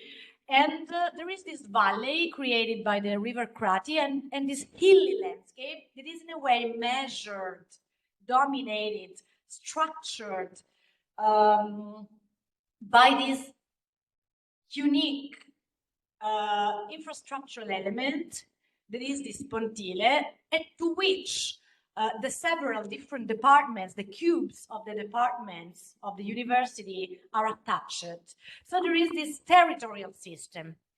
A building, a university campus, is meant to create a real territorial system. You can understand the ambition of the idea, and at the same time, maybe the disproportion of the idea. Say, there is this strong territorial gesture meant to really reorganize the morphology. So exactly what Gregotti said, okay, we can read the structure of the landscape, and we maybe can give an order, an aesthetic comprehensibility, an aesthetical readability, figurability to it.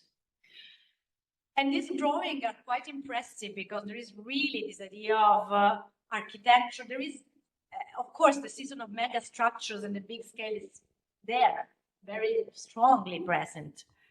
A maquette, making you understand how the building, the structure reacts to the topography, to the orography of the Crati Valley, and some images of its incomplete and monk realization, in which monk non credo esista in inglese. And anyways, incomplete realization in which you can grasp a little bit this idea of passing through this elevated bridge and looking at the landscape around the hills and the valleys, ordered and visible from this unique structural element. And here the succession of the departments, but it's in a way a failure of this idea, because of course it works a lot in these drawings. The idea works really strongly and powerfully in this drawing, and not as strongly, as powerfully when you quite experiment the building, when you are inside the building. You lose the capacity of the architecture to really order this landscape. And something similar, another, say, failure of the Gregotti, but very important event in the history of architecture, urban planning, and landscape in Italian. The Italian scene is the Zen quarter, the Zen neighborhood in Palermo. We are always in the south. Which is the idea here? Just to make you understand how then the idea of the shape of the territory translates itself in the projects by Gregotti. Here we have the idea of a compact neighborhood that is separated from the city of Palermo, because, okay, we have here a very beautiful perspective by Purini, who were working with together with Gregotti to this project. You see here the background of the mountains and this territory. We are in the outskirts of the city of Palermo. But the structure of the neighborhood would want to repropose the morphology of the historical center. You can understand better this idea from this master plan, from this plan. There is the Zen here, and here is Palermo, and this is the quadricola of the historical center of Palermo. Here, you see, very compact. This line, ideal line, is an ideal line connecting. It's also an actual infrastructural axis connecting the new neighborhood to the existing city.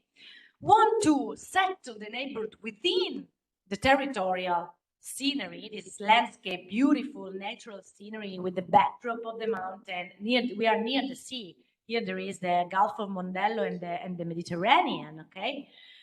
But also giving a compact morphological structure to the neighborhood, similar to that of the historical center. Also because the inhabitants of the neighborhood were supposed to be people coming from the poorer slums, let's say, of the historical sectors that were moved to the new neighborhood. So the morphology of the neighborhood is really conceived with this insulae. They called them insulae, this elongated lot, very compact, creating this urban front that is a kind of dialoguing, like in a Corbusian idea, with the landscape, with the natural physical elements, physical features. Okay, and of course, so some of the ideas condensed in the Zen neighborhood. The district is located in a situation of transition between urban condition and territorial arrangement. These are quotations from the written report of the competition entry. And the reference grid of measurement of the natural fact. Reference grid of measurement of the natural fact. See how the shape of the territory is there. Prepared by the designers is aimed at establishing a precise geometric presence of human intervention at the scale of the territory. By taking a stand for the preeminence of the walled aspects of the city, this compact morphology, the compactness of the morphological fabric constituted by the rhythmic repetition of the insulae, the continuity of the territorial sign that connects it to Palermo historical core that I showed you, the district claims a condition somewhere between an analogon of the historical center and the megastructure stretched out horizontally. So, okay, we're not in the Corviale case, in which there is only one building taking on itself all the responsibilities, let's say, of the creating of the morphology. But here we have a fabric, a sort of urban fabric, a little bit like more in the Barene di San Giuliano by Guaroni, that were made with these circular big elements. In this case, the element is the insula. The morphological element unit is the insula, and the aggregation of the insula creates the morphology of the neighborhoods, exactly as in the historical center that works a little bit like that. So many of the initial photos of the Zen are also photos from the top, And this is the same perspective that valorizes this capacity to recreate the shape of the territory that we saw in the issue of Edilizia Moderna. And then there is a slow downing to the street. And when you fly down to the street, the situation is not so beautiful, it's not so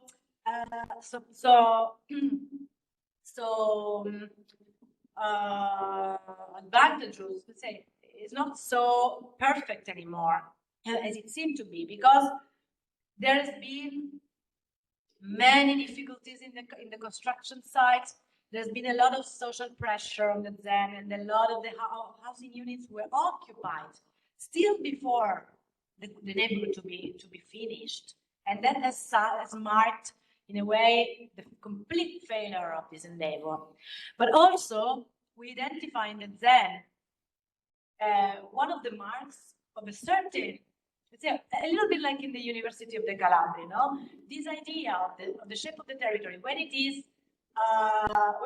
embodied in a concrete project, there are limits linked to the fact that the architect puts himself in a two important position. The one of modifying the territory.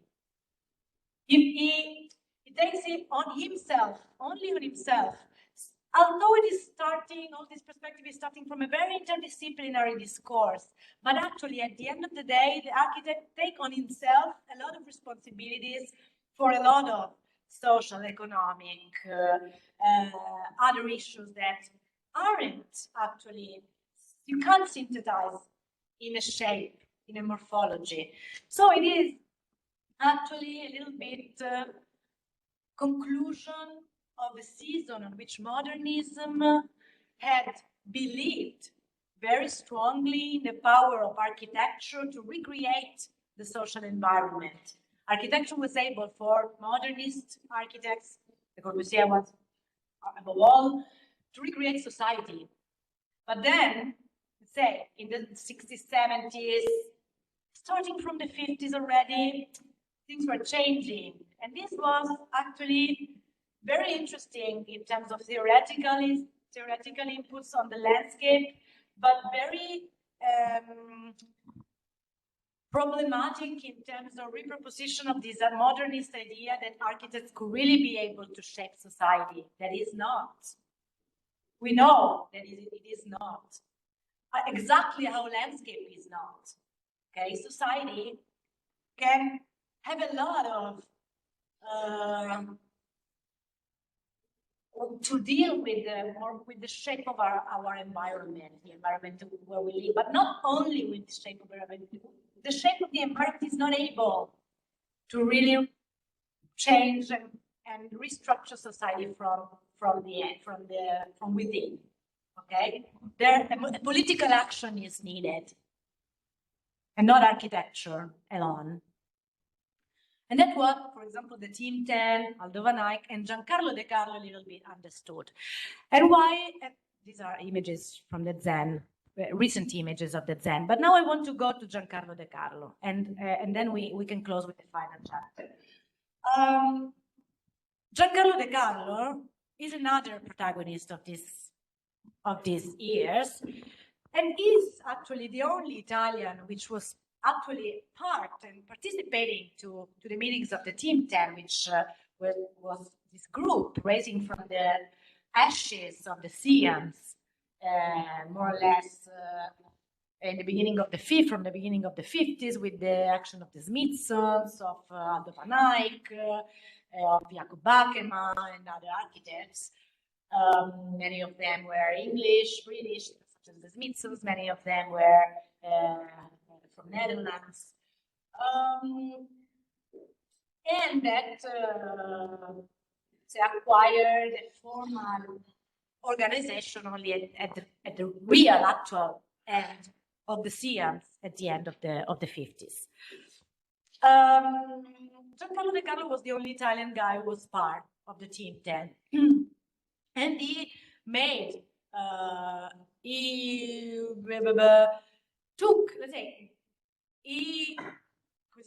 married the way they embraced the approach of the Team 10 and of the of this group of architects. And especially I want to show you his very long intervention in an Italian historical center that is Urbino, in which we can grasp a little bit how the idea of De Carlo's idea of a city as an organism has been implemented in many decades of plans and projects for a unique historical center and its surroundings.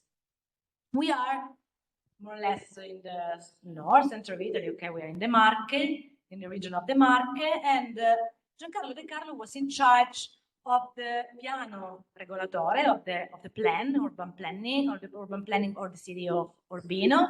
The city of Urbino is a medieval city in the middle of this incredibly rich agricultural territory that has been portrayed in the photos by Giacomelli. Mario Giacomelli is a very important photographer. I will show you next time, next time. And he wrote this book, Urbino, The History of a City and the Plan of its urban evolution, And he was in charge for several decades from the I guess from the end of the 50s to the 70s of this plan, and developing several specific projects in the historical fabric of Urbino. And these projects were, I show you one intervention in the historical center and another one in the surroundings of Urbino. He is trying to act on the historical center by reading actually the historical center as it was an organism with its own systems, with its own dynamics of evolution. So reading these dynamics, he tried to insert some contemporary element in this historical center with a great care for their integration with this historical fabric, but at the same time, without mimicking the historical language, but with completely in very pure contemporary architecture, in very pure contemporary architectural terms. So this is the Faculty of Education, developed between the end of the 60s and the mid-70s. We can say we are in the middle of the historical center, the historical core of this medieval urban fabric, in which the exterior of the building is, the Faculty of Education is is included, it's inserted in an existing historical building that on the outside, on the outer part, is left more or less in its historical image, that is left untouched, and in which De Carlo acts from the inside with a sort of archaeological operation, in which he inserts this completely contemporary element of a glass facade, giving light to all the classrooms and the auditorium inside that are carved within the existing matter of the building. And you can understand this is what we now call the infill. Okay, now we will call Giancarlo De Carlo's approach in the historical city as an infill, but it's a very specific, very strange kind of infill that is not visible so much from the outside, but only from the inside. And from the top, of course, here we see the intervention by De Carlo. The Faculty of Education is not the only one, but it's one of the most important. This is the main axis, the historical fabric of the city, and here a very contemporary piece of architecture completely inserted in the fabric with a careful reading of the structure of the historical fabric. Here you see, in a way, there is the praise of a continuity between the dynamics of the historical fabric of the city and the dynamics of the contemporary city. A continuity, a possibility to act within the historical fabric with contemporary language.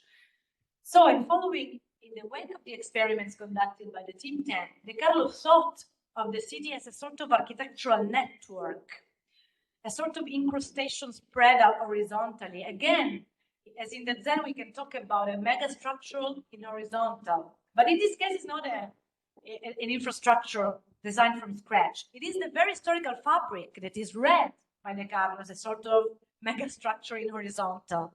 A megastructure disarticulated its parts. A megastructure that is laid on the ground, if you know what I mean. A compact entity which is with its own dynamics. An organism, like a natural organism. As an anticipate for the deconstruction movement. Deconstruction? No, I don't think so, because there is this shape. Yeah. Okay, no, there is maybe a formal resemblance, you're right, because this particular specific solution of this glass facade, convex glass facade, can have some resemblance with some formal solutions by the constructivist architects.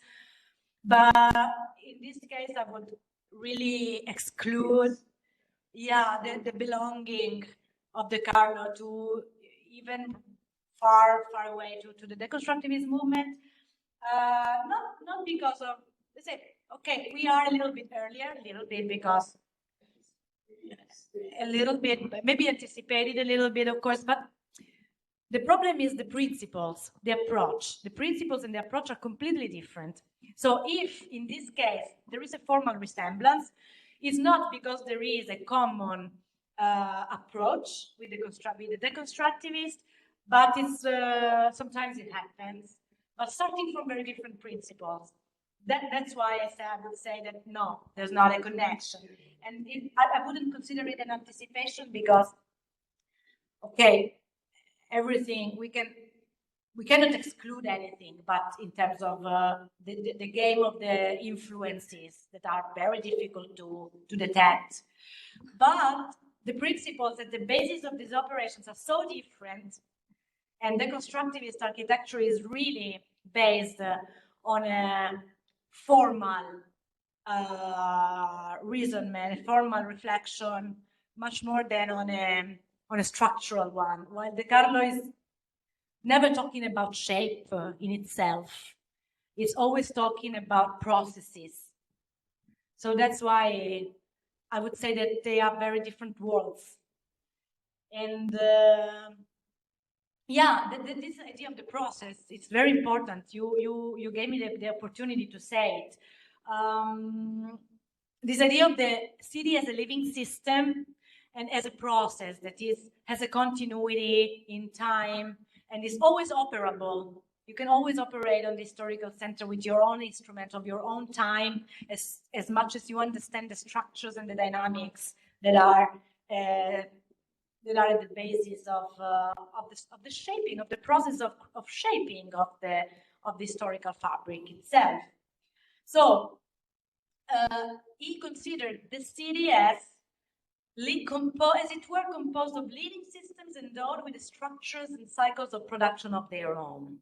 Okay, a little bit this idea that I'm trying to follow. And of course, from the experimentations of the Team 10 and within the experimentations of the Team 10, then comes the idea of the cluster, of this new, let's say, fresh system of aggregation of the building units that is trying to question from radically the functionalist idea, the modernist idea, or the functionalist idea of the objects, building objects disposed very regularly according to functionalist principles on the ground.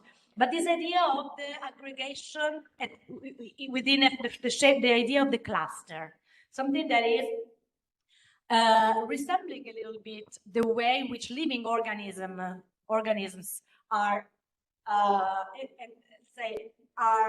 aggregating one with each other.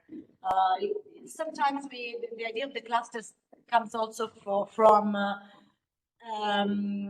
organic metaphors.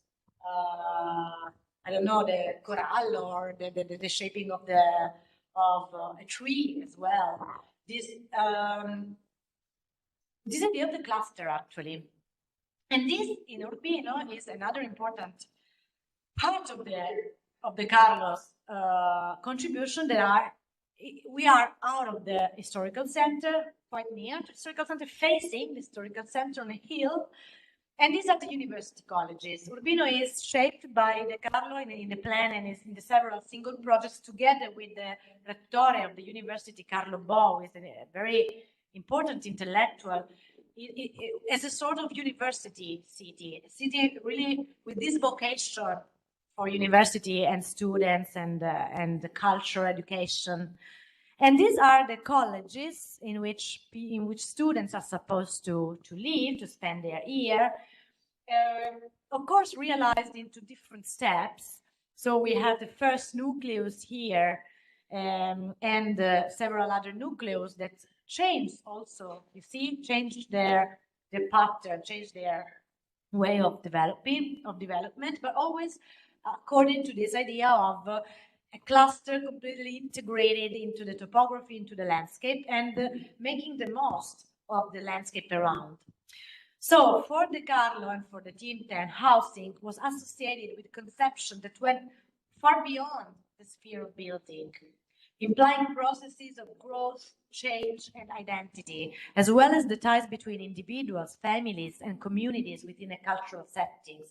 So the opposite side, let's say, to simplify a little bit, than Gregotti, he's very much interested in the social structures that are going to be happening in these physical structures that he predisposes in a way.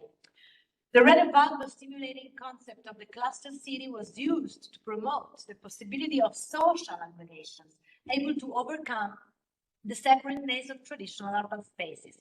So if functionalist proved itself to be a failure in terms of creating the possibility of a society, okay, we said that the architect can't make the society, but maybe it can help to create the possibilities for a society to develop. Of course, it can. We believe in it, or else we wouldn't be architects. And in this case, the idea of the cluster city, of this different aggregation, and that was also stemming from the study of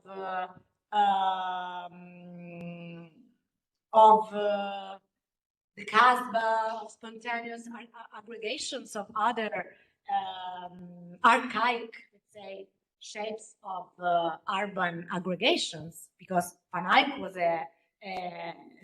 was studying very much these kind of aggregations, and the Mediterranean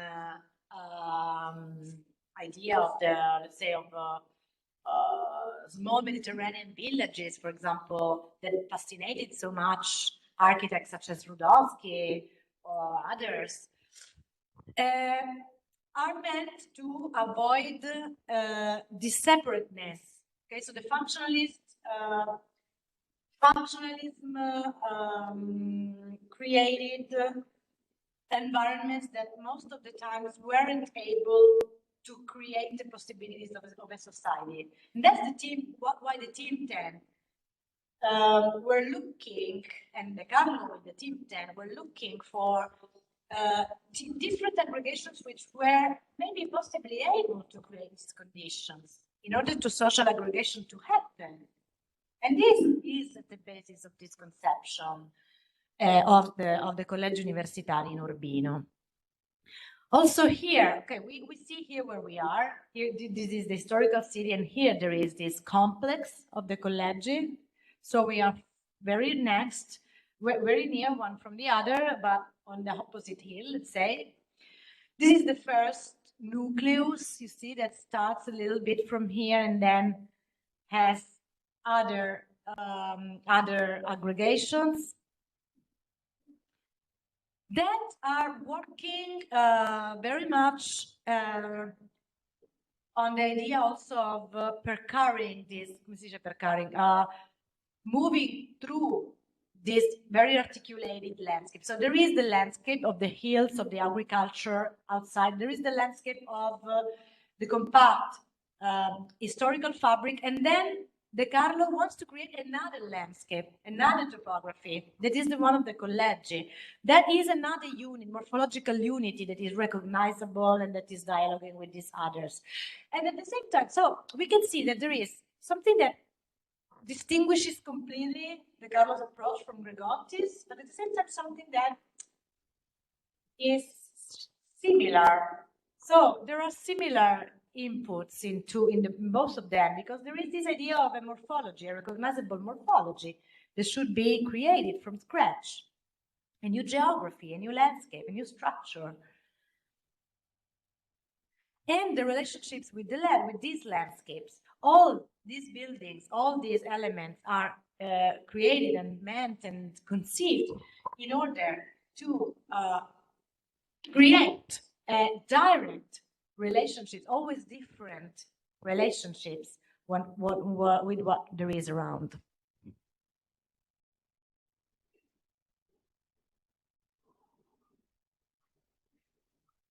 Many photos, different photos of different views from these colleges and the relationship that they have and interact with this with the landscape around.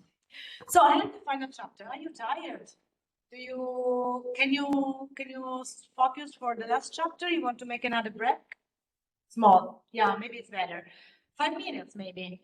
And then we close. It's not so long, the last one. So today we're going to finish a little bit earlier than usual. But maybe, in order to understand, because this part was kind of tough. So see you in, okay, just 5 minutes to take a little bit of fresh air and sun. And I can resume because no, I forget. But we are here. When you see something like this, I don't think it's so different than when we look at the University of the Calabria. Okay, it's very different, but it's a colonization. It's a complete colonization of the landscape with an single operation that is made in steps and it is differentiating a lot internally, but it's actually one man and neighbor. It's all designed and over-designed by De Carlo in all its articulations. So it's incredibly interesting, but as well, it's within, I consider it to be part of the mega structural season, but in a much more articulated way and less structured way, and with much more attention to the human scale, of course.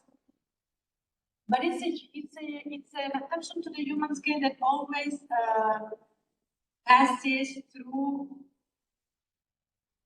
the intention of the architect. The architect wants you to experiment this feeling of crossing this bridge and looking this specific thing, and then finding yourself intertwining this corridor. And so you're actually not free again here. I think you're if you visit it, you feel the sensation of being inside a sort of okay, it's beautiful, it's incredibly beautiful. There are a lot of actually interesting connection with the landscape, and it's always different in all its parts. But it's like a mega structure in horizontal. I don't know if I can explain myself so well. Of course, it's right, it's an opinion of mine, and I also want to, let's say, conceive this lecture in order to actually explain the difference between these two positions. But I also would like for you to think about ambiguities. And there are differences, but there are also similar roots for these approaches and attitudes, and I think that a similar approach is this idea of the territory and landscape is something which you can intervene with the instruments of architectural design project. And that was at the basis of the 66 issue of the Edilizia Moderna. And maybe the difference is that we can exemplify the difference between the two approaches with this change of the point of view, as we said. The view from the top in Gregotti, and the drawing is up from the top, and in Edilizia Moderna, the iconography is from the top, and the view from more from the inside that the Carlo has.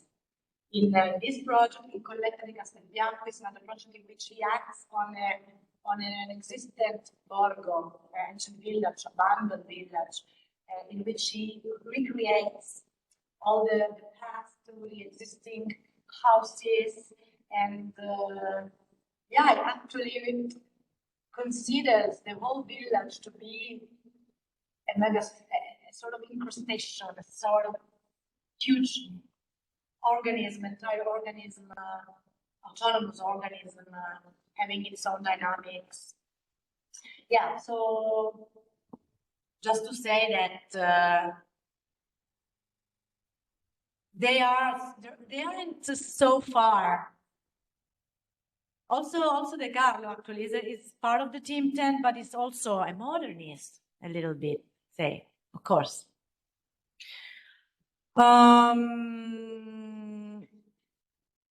Okay, so last, but I think that it's interesting to reflect about this stuff. Last chapter, the environmental disasters and the economic boom. It's only to introduce a huge transformation of the Italian territory, the whole Italian territory, that we're going to tackle a little bit again in the lecture on photographers, because photographers detected and have played a very major role in detecting these changes of the landscape and new categories, creating new categories to give aesthetic value to something that was changing so fastly at a very fast speed. We assist during the economic boom, so we are in the 60s, more or less, and the epoch of the reconstruction was already a little bit far away behind. There are really structural transformation of the landscape and of the territory, and linked to this transformation of the territory, also transformation of the lifestyles of the Italian people, linked really to this economic boom that brings with it a very faster speed of the building speculation, of the private speculation, and together with it, as an effect, not so direct effect, but symptomatic effect of it, a series of environmental disasters that affect Italian territory. Now we will see which ones. And then, parallelly, a new infrastructuring of the territory that also began in the 50s, but developed at a very fast speed in those years. And the development, the spreading of tourism facilities all over, for example, the coasts, all over in specific mountainous environments. We will see Gellner in the next lectures, etc. So one of these terrible environmental disasters that happened to be all concentrated in the very few years are one of them is the Vajont disaster, is the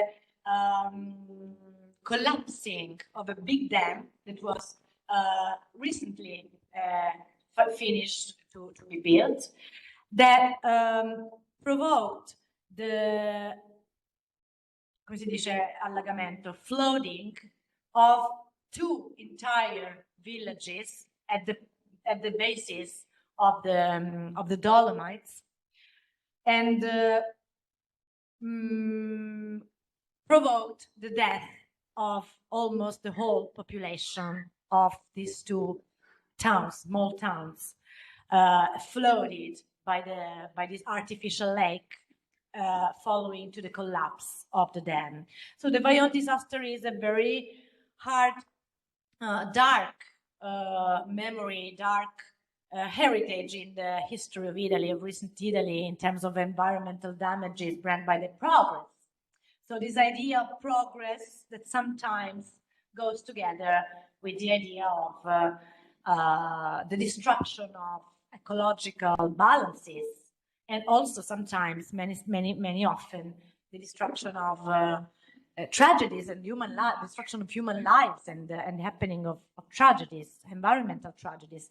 This is a very beautiful project. It is the cemetery built by Marco Zannuso together with Gianni Avon and Francesco Tentori in Longarone. Longarone is one of these towns that were completely destroyed and flooded after the Vajont dam's collapse. And that was built in 69 and 72. And that also is completely digged into the topography. You see here the plan of the projects, and you see here some images made all with stones and with these circular elements that are containing all the tombstones, and that creates this very interesting path in this natural landscape. And you see here a photo from within the cemetery. Then in 1966, so we are 3 years after the Vajont Dam disaster, there is the landslide which affects the borders of the city of Agrigento, actually right next to one of the most important archaeological sites in Italy, that is the Valley of the Temples in Agrigento. And that is also the inspiration for example, the Hand over the City, the very famous movie by Francesco Rosi, but not only the Agrigento slides, but this this, let's say, private speculation, out of control private speculation following the economic boom is at the center of also of some of this movie and of inquiries and protests by intellectuals, urbanists, etc. So a very another terrible event that say made all the consciences, let's say, of Italian, especially urban planners, converge on the idea that this huge building speculation and the spread of the building industry was actually impacting very badly on the environmental balances of the country. And in the same very year, there are floods, very huge and terrible floods in Venice and Florence, in which plenty of works of arts are destroyed and lost forever. So all this process will bring very progressively, so not immediately, because it will be only in 1985 that a new legislative instrument will be approved, dealing actually with the new conception of ecological issues and environmental issues, that is called the Legge Galasso. Galasso is the name of the legislator, that binds natural beauties and induces regions to stipulate landscape plans. According to the Galasso law, for the first time, every region should issue and create a landscape plan for the management and government, landscape government of its territory. The legislative instrument, normative instruments before this law was still dating to the period to 1939. It's the famous law that presided to the conservation of art and historical beauties and the landscape beauties, but it conceived also landscape together with art and historical artifacts as in only aesthetical terms and not in environmental terms. So there is a sort of entering of a new ecological paradigm, ecological conscience in this legislative instrument. So unlike the law of 39, which considered natural assets such as historical artistic ones, exactly at the same way in which it considers a work of art or historical architecture, aiming at the conservation of their external appearance according to an aesthetic conception, the law assumes a different conceptual dimension, very important to shift toward contemporary age, both for the territorial extension of the landscape plans and for the prevalence of environmental protection, also in an ecological sense. So this is a very important stuff. And on the other side, parallelly, it already began. The Autostrada del Sole is something that is an endeavor that begins in 1953 in order to link infrastructurally the south and the north of the country.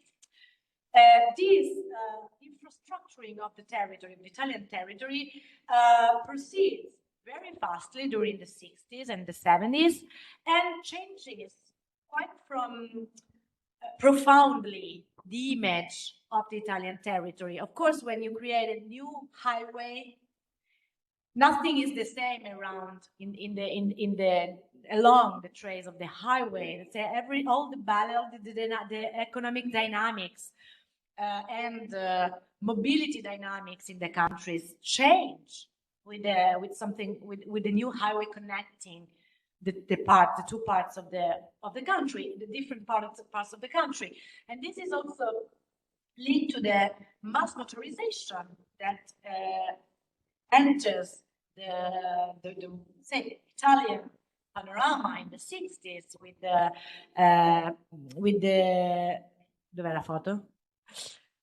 the owning of a car for family. The families will change completely their lifestyle, and each family will have the ambition to have its own car, and to this kind of mobility and mass tourism, and mass motorization, mass mobilization. Of course, there are also architectural important works linked to the construction of the Autostrada del Sole, such as the Church of the Autostrada, dedicated to the victims of the construction of the highway by a Florentine architect, very important, this Giovanni Michelucci, this very expressionist, new expressionist language that is meant to, in a something Lynchian way, to attract the attention of the viewer from the highway. Anyway, new objects are beginning to populate, to punctuate the territory, the landscape of the highway, the landscape of the mobility, the landscape of the rapid motorization, like the autogrill, all these objects that we are kind of used to and that were completely new to the eyes of the contemporary. These ones that can be also are all working on this idea of the iconic object that need to be grasped from the automobile. And of course, the great infrastructuring also in terms of creation of viaducts, bridges, of connections, and of important technological projects, such as the bridges on the highways by many important engineers. There is a very rich season of Italian engineering with Riccardo Morandi or Silvano Zorzi and many others, Danusso. And of course, maybe one of the standards and symbols of this could be the Viadotto del Polcevera in Genoa. We already mentioned some lectures before, so I want to close the lecture with this because I would like just to, let's say, put there this idea of the change of perspective that the new bridge by Renzo Piano brought. That okay, we can like or dislike the bridge by Renzo Piano, doesn't matter. Maybe some of us think, some of you think that it's only a very simple viaduct that doesn't have an iconic presence, and maybe someone would like better to say that it would be able to have this kind of iconic presence that the Morandi Bridge had. Anyway, there is undoubtedly, again, a paradigm shift that already is introduced some days ago, some lectures ago, but it's something that I want to put there for your reflection. Is not history. We're not anymore in history, the history real. So we just can make hypotheses and then try to and wait for time to support this hypothesis or not. So we're not in the condition to say the last word, and we're not in the condition to say the last word for history either. So imagine for something happening now under our eyes. Anyway, there is a shift because the Viadotto del Polcevera was the symbol of this faith in the progress, of this faith in the technological shape of the progress, and in this iconic, emphatic, and in this emphasis on the structural functionment of the bridge that was to be appreciated for its muscularity. I don't know how to say muscularity. Say for its muscles, for come si potrebbe dire prestazione, for the performance of its structure, of its structural conception. And this performance of the structural conception went together with an iconic form of this structural conception. We had to talk about how the structure was powerful, how the work of progress and infrastructuring on the territory was powerful and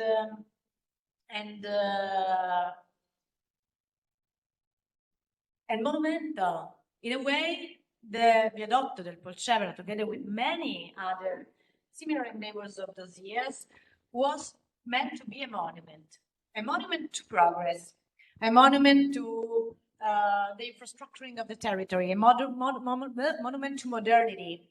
Okay, so we see here images, more recent images of the Viadotto del Polcevera. You see how the Viadotto del Polcevera used to insist on the ground below and on the neighborhood below, without having so much care about what was below the bridge, but emphasizing much more its own structure.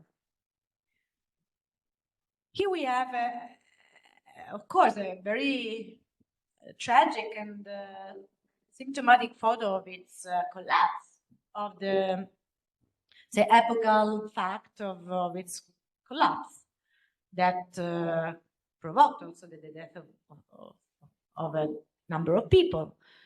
And here we have the new proposal. Okay, we have here there is a rendering, but the rendering tells us a lot about the intentions of the project. And maybe this is a rendering of the park below the bridge. So there is a, let's say, a kind of voluntary, say, a kind of camouflage also here, an intention to a sort of greenery, okay, that is typical of many contemporary projects that need to legitimize themselves through the presence of the greenery, of an ecological image, not only of an ecological conception, but of an ecological image, external appearance, let's say. But there is also another thing that this rendering can tell us, and not only the rendering, but also the photos, some of the photos that Chiaramonte, for example, a very important photographer, did to the finished Viadotto del Polcevera by Renzo Piano. And it's the existence of the valley below. The fact that the idea of the new bridge is not to pass through the valley and overcome the valley with a muscular structure, but to a little bit to disappear to be very high technology in its conception, but at the same time to disappear formally and to make the valley below re-emerge from a sort of oblivion. In the photos, you see here these are photos of the territory below the bridge. You see here from the top, and here there is this some parts, portions of what would become the park, the future park, and the bridge from below, in which there is this idea that the valley is reappearing, is again important, is reacquiring its importance, and that the bridge is super technological, but at the same time it is meant to be subtle and to be light in its approach, touching the ground, with these pillars that are in a way measuring the valley with punctual elements. Okay, and here we don't have anymore those elements that we find in Morandi, that we can find currently in Calatrava's bridges, in which there is an emphasis on the structure which is meant to be seen from afar as a landmark, as a monument to infrastructure. We don't have anymore this stuff. We have only very light elements that are lighted in the dark, in the darkness, in the night, during the night, in order to create this game, and also for functional reasons, that give this rhythm, a rhythm made of light mostly, because the matter is not so important in these elements, made of light. Unfortunately, we don't have the photos at night, but they would be interesting. I saw it at night, and so I can tell you. And so there is this idea. There is not anymore the iconic shape that should be recognizable as a monument, as an icon, but there is the idea of a subtle element like a sheep, but not anymore like the element of the ships that echoes the harbor that Morandi worked with. Okay, the bridge of Morandi was meant to echo the structure of the harbor, because we were near to the harbor, and so this was this imagery, genuine imagery of the harbor, of the structures of the harbor, of the infrastructures of the harbor. Now there is a different idea of the harbor, the idea of a very technological value of a boat, maybe, but in a completely different way if we tackle it from the point of view of the iconicity and muscularity of the structure. So that's it. I wanted to finish with this in order to show you how this season of, in a way, of the very heroic infrastructure moment of the transformation of the Italian territory maybe can be symbolically considered closed with this collapse and reconstruction. I don't know, I just make this suggestion. That's it. Just ask you to read two things. I hope they're not too long. If the one on Urbino is too long, tell me. The first one is very short, and there are 3 pages. If you've seen that in the photocopies more pages, because there are Italian and English, both of them. But because I wanted to give you both, because some of you is Italian and maybe would like to read Gregotti in Italian, of course. It's better for an Italian guy. Nothing. These are not mandatory, non-mandatory, just about the housing unit of Gabettia Isola in Ivrea that I showed you, and the new bridge Verenzo Piano. But really non-mandatory, just suggestions of reading that I will put on Weebip. But I just ask you to read these 2. One is a text by Gregotti that is synthesizing a little bit the text on Edilizia Moderna, but it's on Casabella some years after, but it's a synthesis. And this is an interview to Giancarlo De Carlo about Urbino. This is selective bibliography about all this stuff, but I don't think, let's say, it's not about, let's say, this course, it's only about you if you are interested.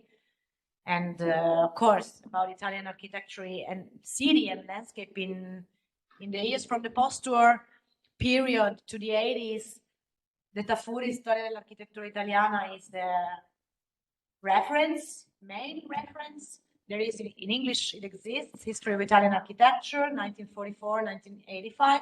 There is a very small book, but it's only in Italian, by Nicolin, talking about the state of Italian architecture in those years. And there's a book only in Italian by two architects from Turin, talking about landscape and architecture in Italy, more or less. Many of the things that we talked about today are also there, not only, but it's more synthetic. Anyway, they are in Italian, so maybe you're not interested in Edilizia Moderna and Casabella. This is the issue of Casabella from which I took the small excerpts of Gregotti that I suggest you to read, a book about Coutier, a book about Olivetti, and that's it. Okay, stop.